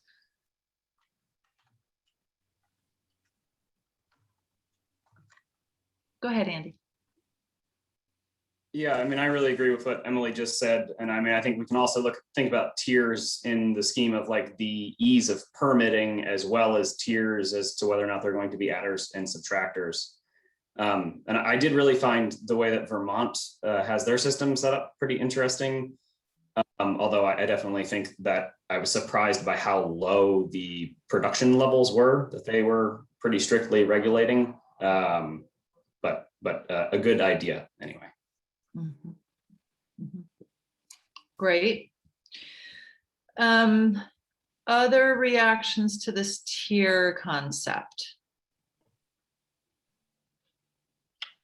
I'm generally, I'm sorry, I didn't raise my hand, but I think Emily's definition or kind of explanation works for me. My only question is what scale it covers. So I think when we're thinking about new programs or incentives, are we talking about a pilot program for just trying out these, or are we talking about the full extent of the acreage of soils of statewide importance and prime farmland? So How we connect the two, I think, is a really important question. Getting at, we want to find the balance, realizing that some projects are going to be need to probably be built that won't be dual use, and on potentially some of this land going forward, and needs to be at a reasonable price. So what scale the tier is applied to, I guess, is my question, or just kind of a point I want to make.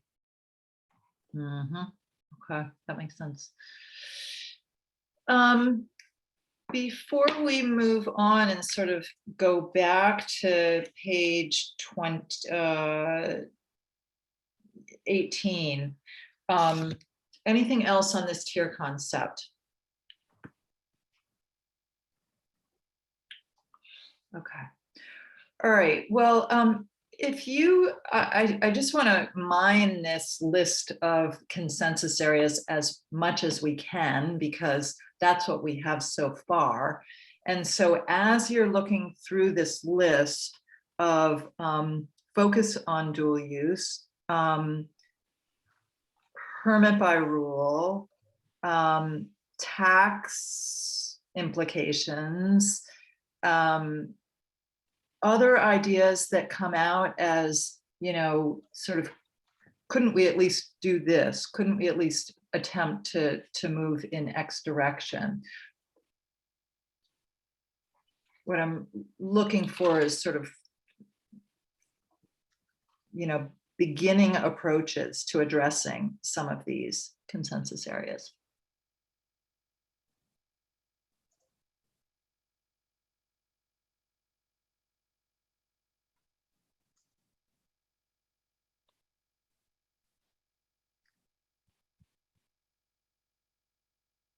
I'm curious about whether or not there's the consensus, so to speak, around tax implication has to shift now that we have started digging into that a bit more today.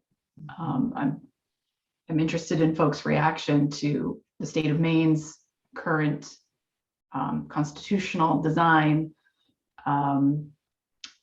knowing that changing the Constitution in and of itself is a big lift. Or is there consensus that it's working as is, and at the end of the day, the monetary penalty for being removed from the farmland protection kind of, I don't know if it's a wash, but it's just, it is what it is, and we're not that concerned by it. I don't know if I have the answer, but I'm just curious as to people's reactions. That's great. Fortunate, and then Andy. Well, just on that question that Nancy just asked, and I don't know if this is constitutional or if this is just administrative or legislative, but it does feel to me like a low-hanging opportunity is to change the interpretation so that dual use continues to sort of be safe harbored in the current use classification of ag. Yeah, I'm sure there are other complexities that introduces, but that feels like a an easy place to add a carrot for dual use within an existing program. Yeah, Andy. I definitely agree with what Fortunat just said, and I had a couple clarifying questions. So with projects like this, if the developers wouldn't mind sharing, do the developers often pay the penalties for the land being taken out of agricultural use? And then also, do the developers also often cover the property taxes for these sites? Or I'm just curious how that all works. Yeah, Matt or Caitlin can answer too. I mean, I think effectively at the end of the day, the developer pays whether they pay in the lease or they pay in a lump sum.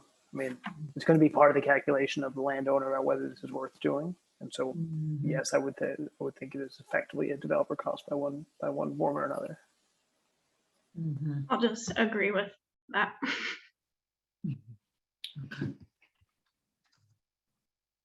I actually, oh, sorry, I didn't raise my hand, but I had one other question, just clarifying question on it. How typical is, so with currently in Maine, the equipment, the 50% rebate on the solar equipment tax. I mean, is that Is that typical in other states, how the taxation on solar sites work? Or is this just some strange Maine thing where other states don't have equipment taxes on sites to begin with? Or if anyone could share, that'd be great. Anyone have feedback on that? I think all of the New England states have at least a residential solar property tax exemption or a local option property tax exemption. The challenge in Maine is that local option property tax exemptions and pilots and things like that are not allowed because our property tax is in the Constitution. So Maine has a little bit less flexibility in how it treats that stuff, which is why the sort of blanket statewide exemption and the reimbursement is kind of the only tool in the toolbox. I could comment on New York. There's a 15-year property tax exemption for solar energy projects. Communities with taxing jurisdiction can opt out of that exemption. And it's been a pretty thorny issue how local assessors are supposed to assess those solar facilities in an opt-out scenario. Most developers are negotiating pilots under the exemption. So the pilot can be up to what the taxes would be, but you can structure that in a way that works for the developer and the local community. But the opt-out is creating a lot of questions as to valuation. And the state budget this year requires the state tax department and NYSERDA to come up with a formula for a standardized approach to assessing solar. And that might be something that once that comes out, it's worth sharing with Maine to the extent that there's consistent approach to valuation on these projects. Got it. And specifically in New Jersey, just really quickly, the dual use bill, part of the purpose was to ensure that dual use projects would not cause farmers to lose their farmland assessment. So essentially there's not that withdrawal penalty like we're talking about in Maine. Exactly, yeah. Ellen and Nick. Yeah, I just wanted to note that there was a bill during the last legislature that some of us were involved with that would have sort of carved out an exemption for the withdrawal penalty if a project qualified as a dual use project, which would be sort of under guidelines to be developed by the department. That bill died essentially when the legislature adjourned because of COVID. But I just wanted to ask, and I don't know if it's just Patrick at this point, but I think the only real opposition to that bill was from a municipal association, the Maine Municipal Association. And I think there was concern about what that would do in terms of municipal revenue. And so I'm just curious whether there are any concerns or whether, I do think part of it was that dual use was so new that there was sort of this, maybe not a lot of clarity yet that ag production would still be happening, especially because there weren't, it was like guidelines to be developed by the department. So it was a little bit vague and amorphous at that time. But I'm just curious if any folks still have any of those concerns or whether it feels like, whatever direction we went in terms of developing a more finalized definition for dual use that would alleviate any of the concerns on the municipal level. Patrick, do you want to reply to that before I take Nick, and then we'll pick up with you, Nick. Sure, and I'm sorry, Ellen, I may not have the best answer for you. I know the Maine Municipal Association does have somebody who works on this. I imagine you probably have her name. But generally speaking, more clarity is always better. We can play by the rules, or we can play any game as long as we know what the rules are. So more clarity is always better. Mm-hmm. Mm-hmm. Nick, go ahead. I just wanted to sound off and say I absolutely am in favor of current use program not penalizing farmers that want to add on-farm solar to that program. So I just want to come in on that. Great, thank you. Do we still have Ethan Winter with us? I just wanted to see if, no, okay. And Emily, do you know if Ethan was speaking of New York or New Jersey when he just made those last points. Pretty sure New York, but just want to clarify. It was New York. Yeah, okay. All right, there was a question about that. So can I put maybe Yvette and Ethan Tremblay on the spot for a moment to think about, after this meeting is over and we think about how we produce useful information to this group for the next meeting, do you feel like you have enough of feedback to work with to start, you know, generating the outline of a tiered table between the two of you? And what I would also do is solicit volunteers to potentially work with you between the two meetings. So, is there specific additional sort of information at this point that you would find helpful just to get feedback from the group? And then we can move on about getting some other folks here if they're interested in supporting that work.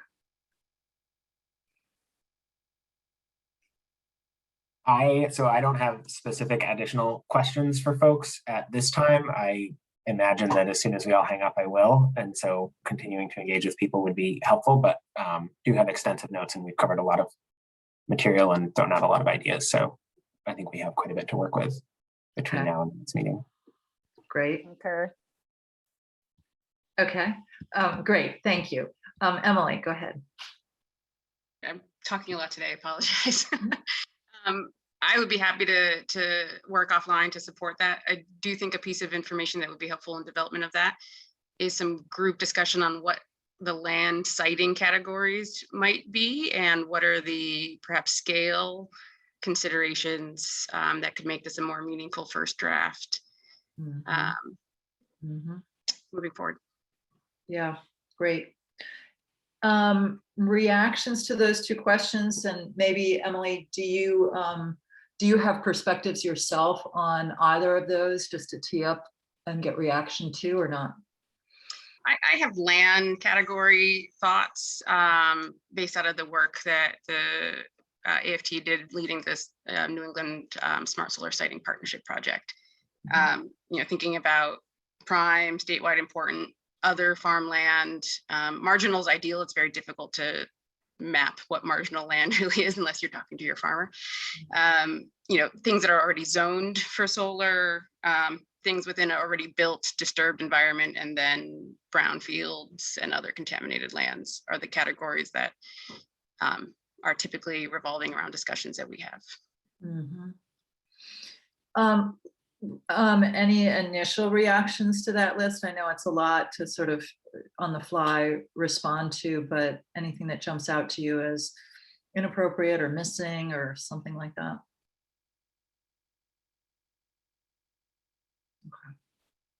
Okay. On the scale piece, is there any way to introduce concepts around that at all, Emily, or others that you want to offer up as the beginning point for that drafting? I would love to hear other folks' thoughts around scale.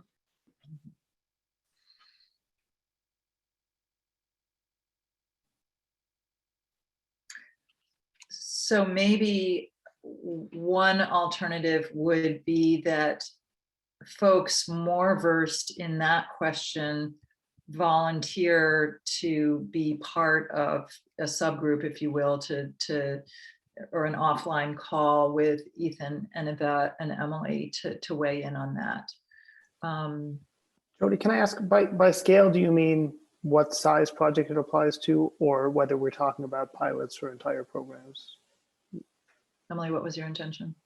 It was sort of size, if there were any sort of size considerations for these various lands that had that anyone had thought of. I do think it's probably a group conversation whether we think about this as a pilot or as sort of all of Maine.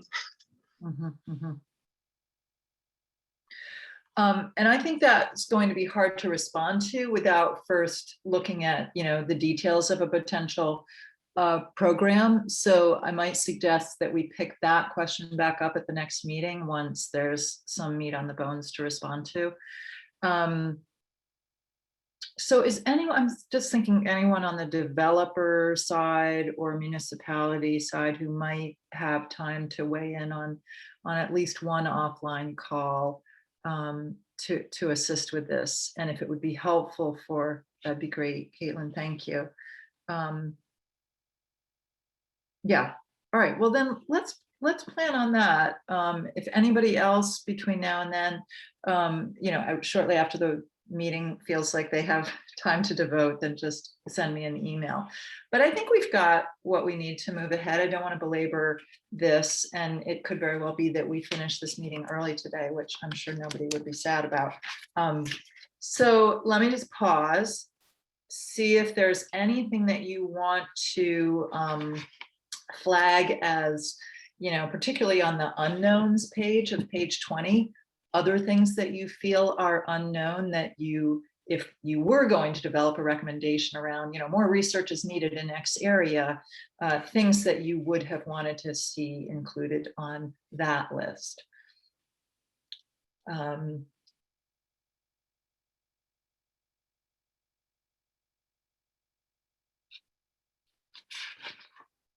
Ethan, go ahead. Thanks, Jody. Yeah, I just wanted to, this seems like a good time to weigh in and acknowledge that there was a question from the last meeting that is not reflected in this packet, which was a request for more information about specifically the projects that have received contracts through the recent rounds of procurements. And we included an article later in the packet about the second tranche, which was announced sort of between now and our last meeting. And so there was information in last meeting's packet a little bit about that and direction to the Public Utilities Commission docket where those contracts or the term sheets for those contracts have been released. We did make contact with their staff, and because of the nature of the protective orders that those negotiations take place under, there is not more information at this time in sort of a centralized location, but those projects in general, the ones that are new and to be built, do show up in the newspapers or on the specific developers' websites and various local permitting processes and otherwise. So wanted to acknowledge that that probably fits under the bucket of unknowns and that we don't have a super clean list of exactly where everything is, but that information will come out. So great, thank you. Nancy.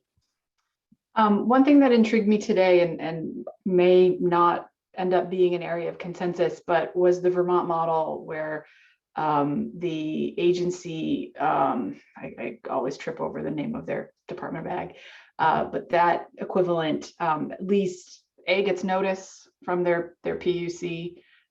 We all know that data is in need here in Maine. So is there a way we could get that stood up going forward and consistently? But then also the ability for the agency to comment and what the PUC there does with that commentary. I don't know if it's window dressing in its totality or it has an impact, but Genevieve offered to send us an example of a certificate of public necessity or what it is called over there. So I think that would be worth exploring a little bit further. Great. Awesome. Fortunate. Yeah, building on what Nancy just said, one thing that, I mean, Vermont has its own challenges and problems, but one thing that appeals to me about the Vermont process generally is that they have really worked to streamline permitting and approvals for projects of all size and have sort of a single jurisdiction, and that's the PSC in Vermont who does this, who then takes the stakeholder input from other agencies. And so insofar as there's an opportunity to do that, to sort of build this land use and ag protection into one of our existing permitting processes as opposed to creating yet another one, I think that would be better for both the state folks who are doing the work, as well as for developers who are already managing, half a dozen different approvals in parallel to get a project to maturity. Great, yeah, sure, makes sense. Okay, let me pause here and see if there's anyone on the line who is an attendee who would like to make a public comment. And remind me, Ethan, sorry, these folks cannot raise their hand. They can? They can raise their hands. So they look down at the bottom of their screen sort of in the middle, there's a raise hand button. If they do that, we'll see that they have their hand up and we can promote them over to be panelists along with everyone else. Okay, great. So any feedback at all that you'd like to provide attendees? And I'm told that if you're on the phone, if you dial *9, that will raise your hand. I haven't tested it, but that's what I hear. So. And Matt needed to leave for a meeting, so he's not with us, but thanked everyone.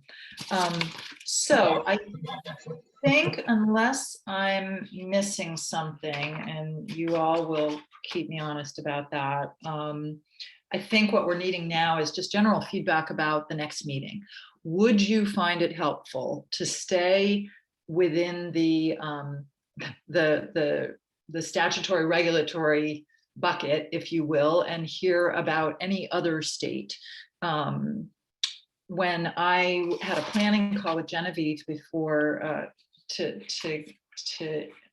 ask her to speak today, she had mentioned a few other states. We didn't get into detail about them at all, but in particular, she wondered whether Michigan or Washington or Rhode Island might have lessons for us to learn.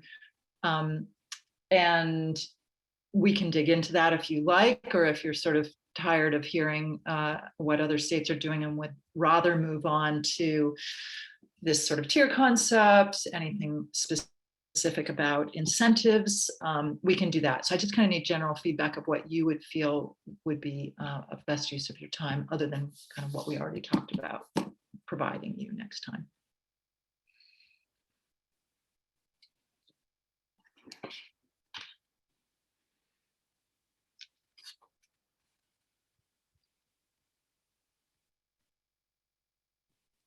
Go ahead, Emily.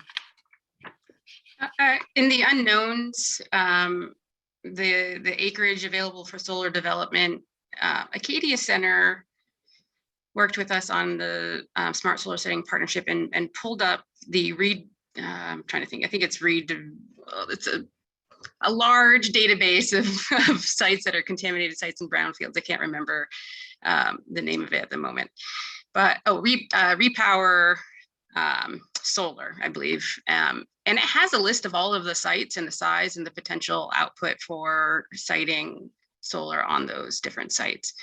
I can provide an analysis they did on sort of the technical versus realistic capacity that has, because they did each of the New England states. And so that might help shed some light on that piece that I can provide for next meeting. Great. You know what I might suggest, because we had, we debate before sending out this materials packet every month of in what form and how long do you want these packets to be. So if you wanted to provide that information to Yvette, and we could see whether it makes sense to provide it in that original format or in some condensed manner, that would be perfect. Anything else? So I think we have what we need, but I want to check with the co-chairs and with Ethan and Yvette to see if you agree.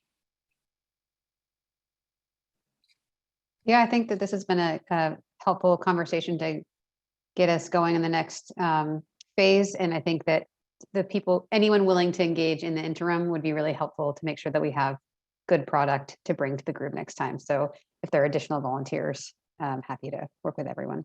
Thanks. Agreed. Well said. Awesome. All right, then I think we're good. And you have 20 minutes more to your day. So thank you so much.